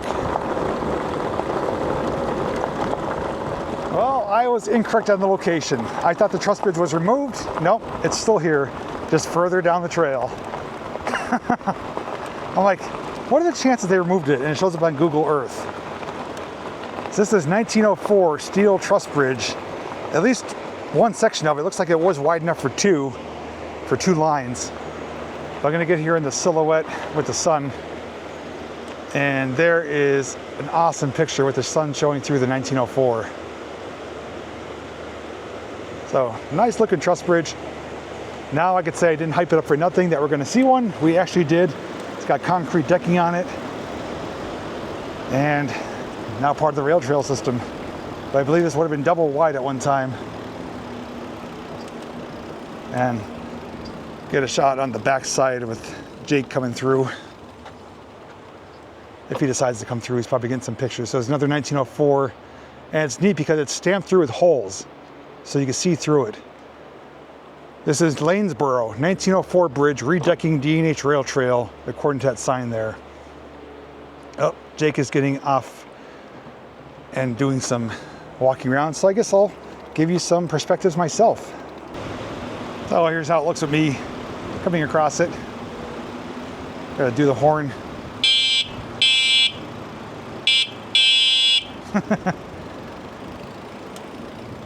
There he comes.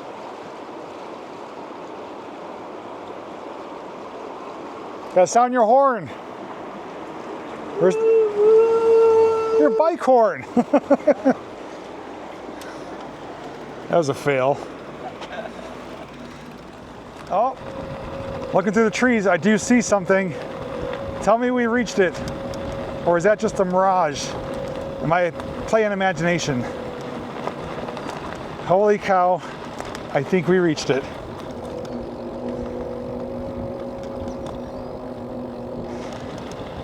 A place I've learned about years ago, saw pictures of, video of, learned some awesome history about. Finally here in person, the famous Starrucca Viaduct. And the great thing is there's a little park here next to it with some information plaques, plenty of picnic tables. We're gonna set up camp here for a bit, but what an incredible piece of architecture. Holy cow. And this is still used today. Norfolk Southern runs across at least twice a day, north and south. And there's actually roads down here that, well, let's just take a brief ride down while we're here. So if you come here in person, although it leads to people's driveways, imagine living right there and having this out your front door. Wow. And that's all stone. And if we come over here under the bridge, under the arch, and we turn around, we're gonna have a nice shot with the sun showing towards the viaduct. Here it is. Wow. What an image. Pictures don't do it justice, nor does video. Seeing it in person, look at the house scale through the archway there for size comparison. I mean, this is a massive viaduct. Not the biggest, but at the one time it was the biggest. Gonna give you a much better view and some more details about this engineering feat known as Starrucca Viaduct. Even as I come away from here, you'll be able to see it behind me. It is such an impressive structure. And I'm glad there's a little park here too, so we could pick a picnic table. There's even grills here, there's parking. And look at that thing behind me. I know it's hard to see with the sun, but what a backdrop. This was a long time coming, both theoretically and today speaking, logically. But let me sit down, get set up, and I'll show you what we have in store. Pause the trip here. So we're at 37.8 miles. That's not completely accurate because we did do a lot of backtracking, a lot of turning around. Also, like, you know, when I just drove down there and turned around, it tracks all that. So we're probably closer to 34, 35 miles, maybe 36 the most. But I mean, it's pretty on par. That's hard to see with the reflection there. 6.5 hours into this. And the Antiochi A8 dual motor, better known as Incredible Hulk, has done its job so far. Will it get me back? To be determined. So just off to the right of the bridge is this nice seating area. Some benches and 2 placards. And basically we'll tell you everything you want to know about the bridge, including the construction. I'll probably take some images and throw them into the video. You can always pause like you have with the other ones if you want to read them. But I'm going to do a voiceover with some history I did, some research, tell you more about it, give you some pictures when it's still in use, and give you some views from more than just the ground. But fantastic place to come here and visit. And it's everything we just kind of saw on that little placard. Depth of pier footing, 6 to 9 feet. National Registry of Historic Places, 1975. You can see where they're quarrying the stone right there in 1910. Which the bridge should have already been built then, so I'm not certain. Here's a gentleman standing, which is maybe over there where he's standing, depending on which side of the bridge he's on. Steamer going across it. A look at 1910. That would be the D&H that we're on. with the viaduct going across it. There was a station, Lanesboro station here. Multiple lines in this area, heavily used train area. And some of these images I also have to be inserted into the next segment here. So even a timeline, 50 years before and after Starrucca Viaduct. Battle of the Alamo, President Abraham Lincoln, Civil War, and Starrucca was built kind of right in the middle right there. So,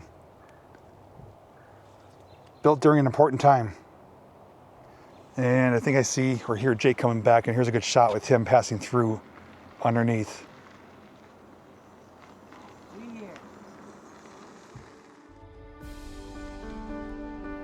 The Starrucca Viaduct is a historic stone bridge near Lanesboro, Pennsylvania. Built in 1848 at a cost of $320,000, equal to just under $12 million today. It was at the time the world's largest stone railway viaduct and is thought to be the most expensive railway bridge as well, and is the oldest railway bridge in Pennsylvania that is still in use today.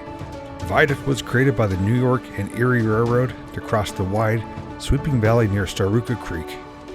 The bridge is 1,040 feet long, about 100 feet tall, with 17 soaring arches, and the decking is 26 feet wide. It took over 800 workers, a little over 1 year to construct the bridge, which is primarily made out of local bluestone. Today, it's used daily by Norfolk Southern for freight service.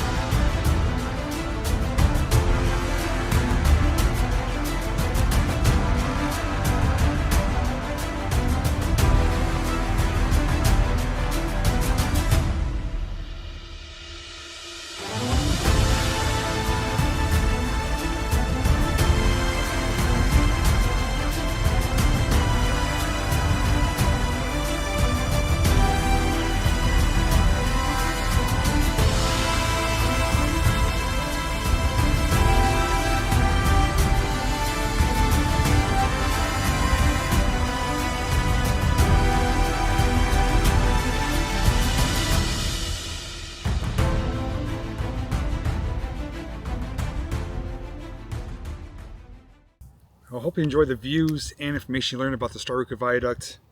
But after all that riding, over 6 hours, we are starving. At least I am. So I'm in charge of dinner for today. I offered to do so. Jake picked ReadyWise creamy pasta and chicken. And I'm going to be having Peak Refuel beef pasta marinara.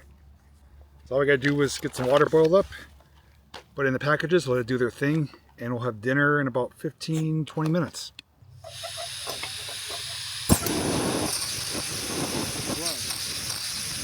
try it again.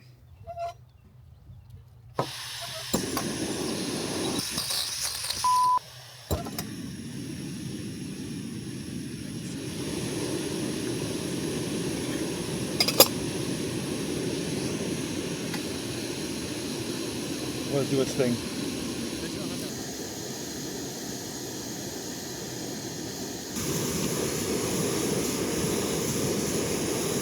All right, I think we got a boil. Oh yeah, she's ready. Gonna do Jake's first here. Don't tip over on me. I'm trying to do this one-handed. It's gonna go back on. I'm gonna put some more water in.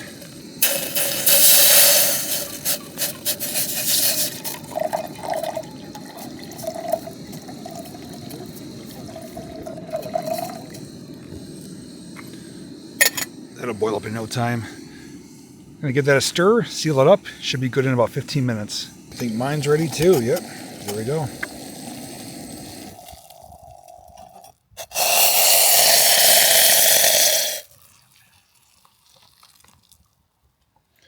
Only calls for 8 ounces of water. There's a lot in there, so hopefully it does the job. Shouldn't be too watery at least. Mix it up. This one stands for 10 minutes, and then we'll be ready to eat about the same time. I think enough time has passed. We should be able to eat. We'll try. Oh, it smells so good. Probably doesn't help that I'm super hungry from not eating since this morning. Beef pasta marinara. I think this is 2 servings. I don't think I'll finish it, but I'll eat a good chunk of it. Yeah, try. I'll see what Jake thinks. You want to give it a try? Doesn't burn my mouth. And look at our backdrop for our dinner.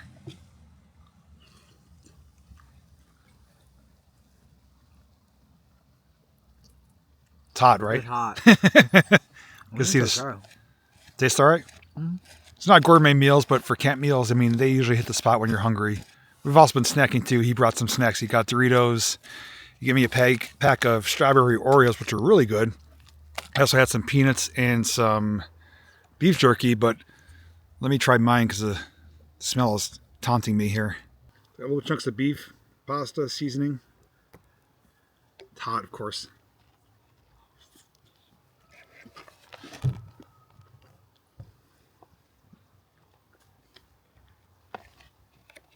Oh, that tastes really, really good. Like I said, it doesn't help that I didn't eat since about 9 o'clock this morning, except for a pack of peanuts earlier. This is well deserved. What time is it now? It is 6:19. So we got on our bikes close to 11. It's going for 6:30 right now. So that just shows you the lengthy day we had. And we have to go roughly 35 to 36 miles back. Our plan is to go as quickly as possible, but the problem is that there's a lot of areas of trail where it's really rough and bumpy, and it'll shake you to bits or knock the stuff out of your basket if you go too fast. If we're able to maintain about 20-25 miles an hour, we'd get back probably a little bit over an hour. We're going to have to maintain 15 miles, bump it up to 20 when we can, hoping to get back in about 2 hours. It's going to be after 8 o'clock. But we're going to enjoy our dinner here, get packed up. I'll come back, let you know what the game plan is, and then we're going to ride the entire way back. The video is not going to end until we do reach back to where we started in Simpson, Pennsylvania. I'll be able to show you the Relive app, mapping that it did, give you the total mileage, let you know if anything happens negatively, like batteries die, which hopefully not. The only difference between our bikes, though, is that his bike shows percentage. He has around 73% battery left. Mine only has bars, and I'm showing between 3 to 2 bars. Our bikes are nearly identical. Mine is practically brand new. I should be getting the same range as him. The meters may not be accurate, so I probably have more power than what it's showing. But needless to say, we're going to do our best to get back without having to manually pedal a 150-pound bike, because that won't be fun. We eating. This tastes really good. That's pretty good.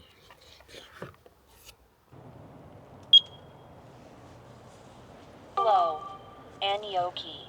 Hello, Anioki. So, as you can see, we're pretty much packed up. Having the extra large crate makes it ideal for carrying a lot of stuff. I have my backpack, my cooler bag, and a Walmart bag with my, I guess you could say, cooking apparatus. I have a bag of trash. We're going to find a trash can on the way out. Just finishing my beverage. Switched from my sunglasses to my clear glasses. Jake's kind of getting everything buttoned up, and the sun is going down as we speak. We both have pretty good lighting. He actually has red LED strips under for some better illumination. He'll be more visible. I don't have that yet. May add something in the future, but regardless, I do have tail light, turn signals, and a pretty good sized headlight as well. So without a doubt, it's going to be dark in certain areas because we're going to be behind trees and hillsides and everything, but we're definitely be getting into town when the sun is probably already set. There may be some ambient light still existing, but most likely the sun's gonna be well down. Jake, can you give me a time check? It is 6:36. 6:36. We'll probably roll out of here at the latest 6:45. I'm gonna hit resume on my Relive app. It's gonna track the progress all the way back. We're only making 2 pit stops on the way back. He wants to get a photo of the abandoned house. I'm gonna stop to get one of those corroded rail ties that we found. I want to take one of them back as a souvenir keepsake. And then once we do arrive back in Simpson, again, I'll show you total mileage, total time that has passed. And if anything does happen unexpectedly, we'll jump in before then. Otherwise, if everything goes according to plan, hopefully the next footage you see will be us when we do arrive back in Simpson. So, journey's not over yet. It's, I guess you could say, halfway there, but we probably showed you everything along the way. For us, it's just going to be a long, bumpy, somewhat soggy ride back in a few areas. And I know for 100% I'm going to be sore tomorrow. This is my longest ride I've done in over a year. I did do an 80-mile ride once, which is on my channel. This is going to be between 70 75 miles roughly. Going to feel it, but it's just great to be out riding again. And hopefully it doesn't get too cold. But we're going to get ready to go, so I'll see you guys in a little bit. Well, we're not back yet, but wanted to stop and show you some of the beautiful landscape here. We're at the same place as the wetlands area. And we stopped because, well, like I said, I was going to pick up a spike, and we're going to do that, but this is known as blue hour. The sun is already set. Sky is a nice shade of blue. We came from that direction, and both of our bikes are illuminated. We are nighttime riding. Display is nice and bright there. I checked the Relive app, 55 miles, so we have roughly 15 miles to go.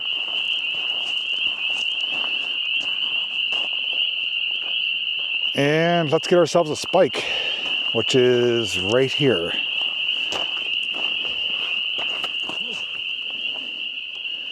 Let's see.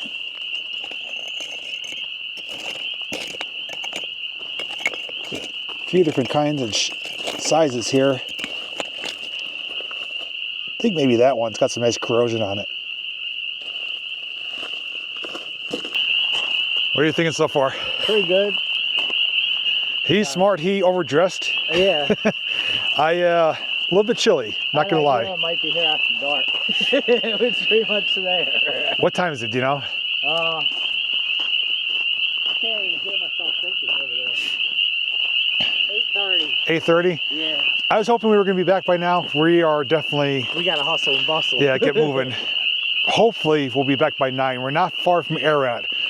Once we hit there, the trail is much more manicured. We could pick up speed a little bit, make up some time. But the sound here, I'm gonna let you hear for just a moment. It is deafening. I think those are frogs, if I'm not mistaken. It's almost ear-piercing. I've never heard so many so loud all at once. So just take in the sound for just a moment.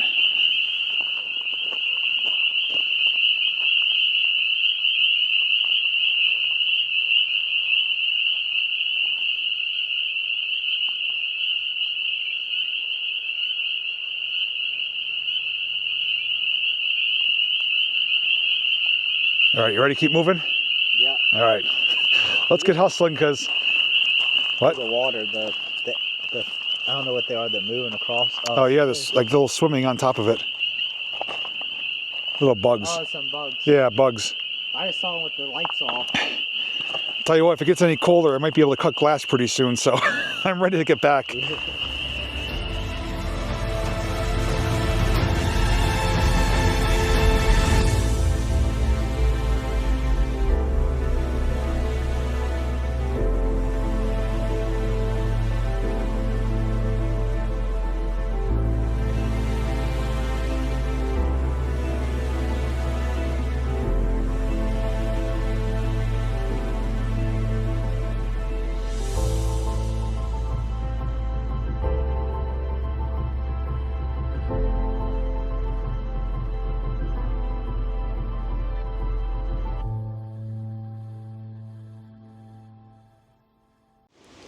Now, to be honest with you, I didn't quite see things ending this way. You may be wondering what's going on. Well, let me try to catch up to speed. Just bear with me here. So, the last update you saw, we stopped at that wetlands area, picked up the spike, and by there, I was down to 1 bar on my bike.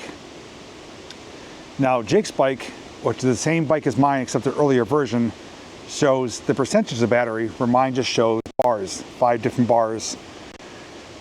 And at that point, he had around 55%. I was down to 1 bar. I'm thinking the gauge must be off on mine. There's no way I'm down nearly empty. And the bike just shut off. There's no way I'm down nearly empty for a brand new bike practically, and he still has over 50% battery. Something isn't right. So I'm thinking, no big deal. I'll just keep going. Well, a few miles after there,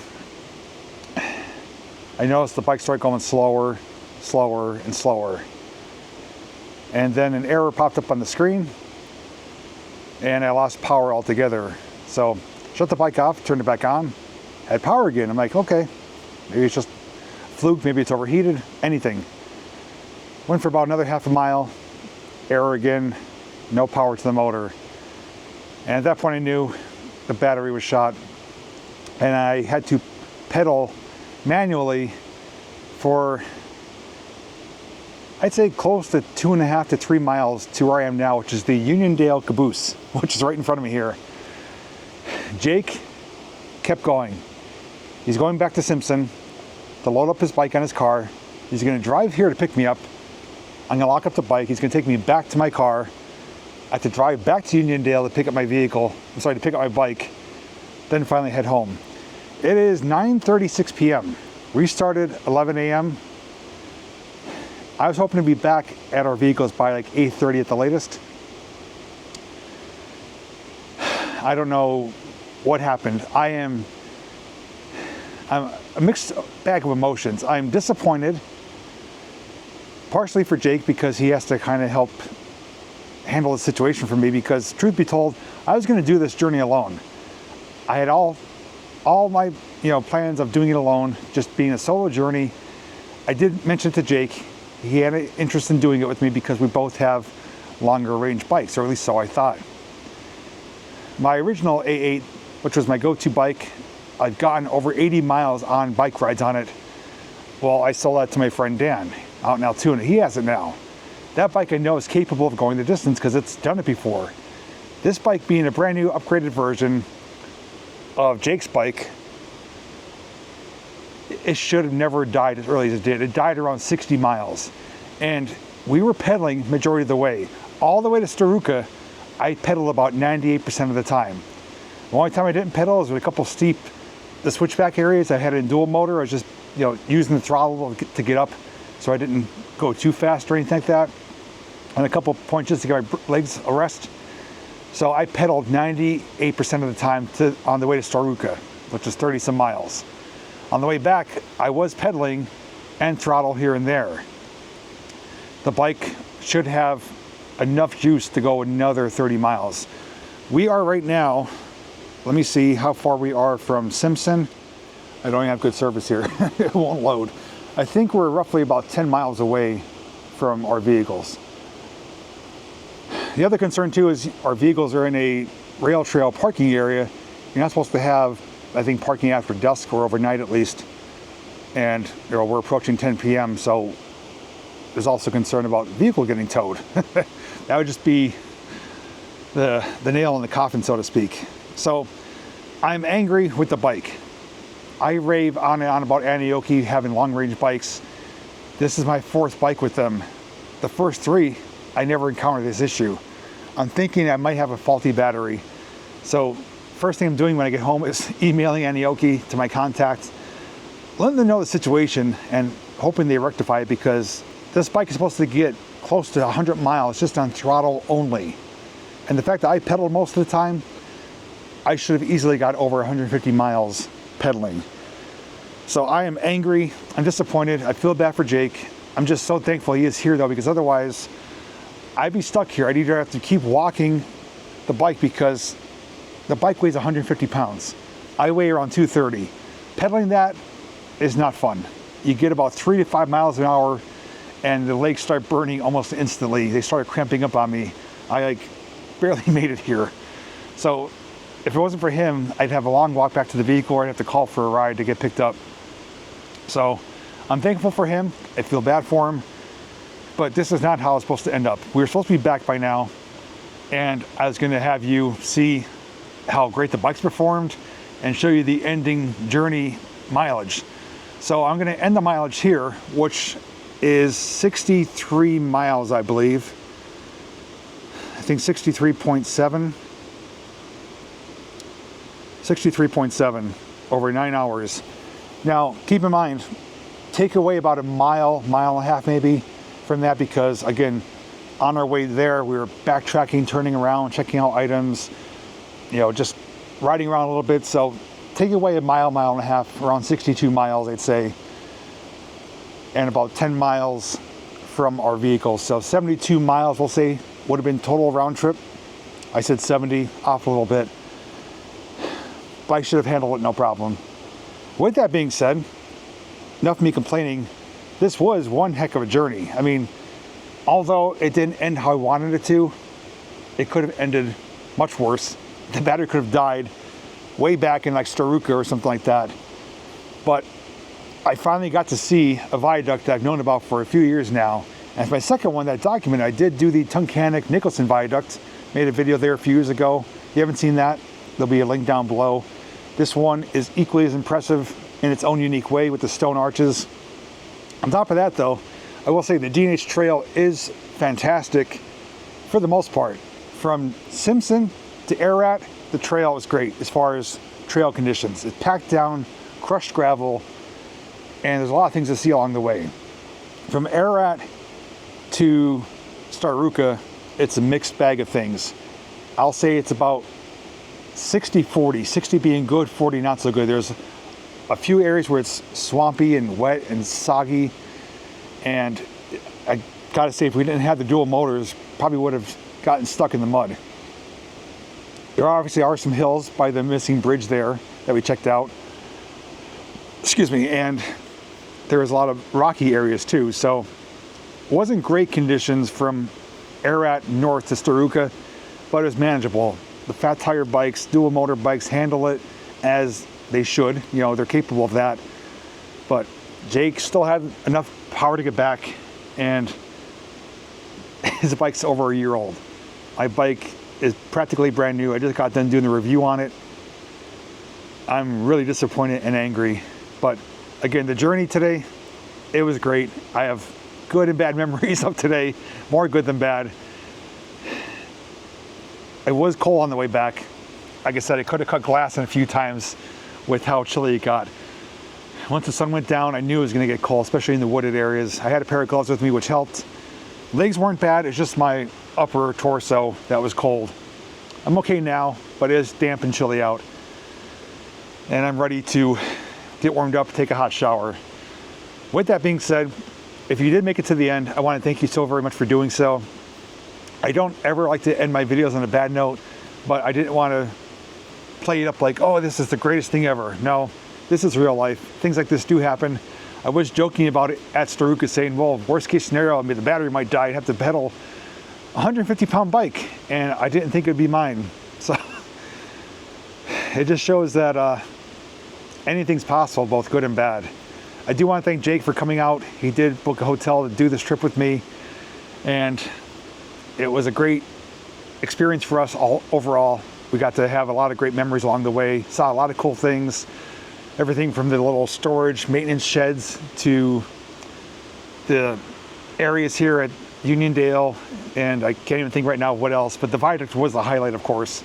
Dinner was good, of course, too. Ended up spending about 45 minutes in Starrucca to get the footage I needed and to eat dinner. Last thing I want to say though is that if you were to do this trip without making all the pit stops like we did, and you were to maintain around 15 miles an hour, I think it could be done in probably 3 hours or less. It was over 5 hours, I think, until we reached our destination, just because of all the pit stops. So it can be done in a day with still daylight, but you're gonna have your work cut out for you. That's all I could say. If you want to see other e-bike adventures, there will be a playlist down below. I do have a lot more of them planned since it is now the warmer months, almost. It is chilly tonight here at the end of April. But I plan on doing a canal trail system, a few more abandoned rail trail areas that I talked about over the winter time, and a few others that I may revisit and explore more or find new for the first time. So if you do enjoy these e-bike adventures, they will be sprinkled into the content, into the channel throughout the summer. I always enjoy them. I know many of you enjoy them too, especially the old rail lines and rail trails and abandoned rails. You never know where you're gonna find, and today definitely didn't disappoint. There were so many places we stopped and saw, including the grist mill. Just remember that. That was a really cool finding, including that watershed area too, with the water holding tank. It was great, but I know you don't want to hear me ramble anymore, so after this, I'm gonna roll the photo montage. So once again, thank you for watching. Thanks for coming along. Thanks for enjoying the highs and lows with me, and hopefully you appreciate the effort and the lengthy journey that we put in to make this video. It was a great undertaking, and hopefully the worst part's behind us now. But anyways, wherever you are, take care, stay safe. Thanks once again for watching, and until next time, I'll see you in the next video.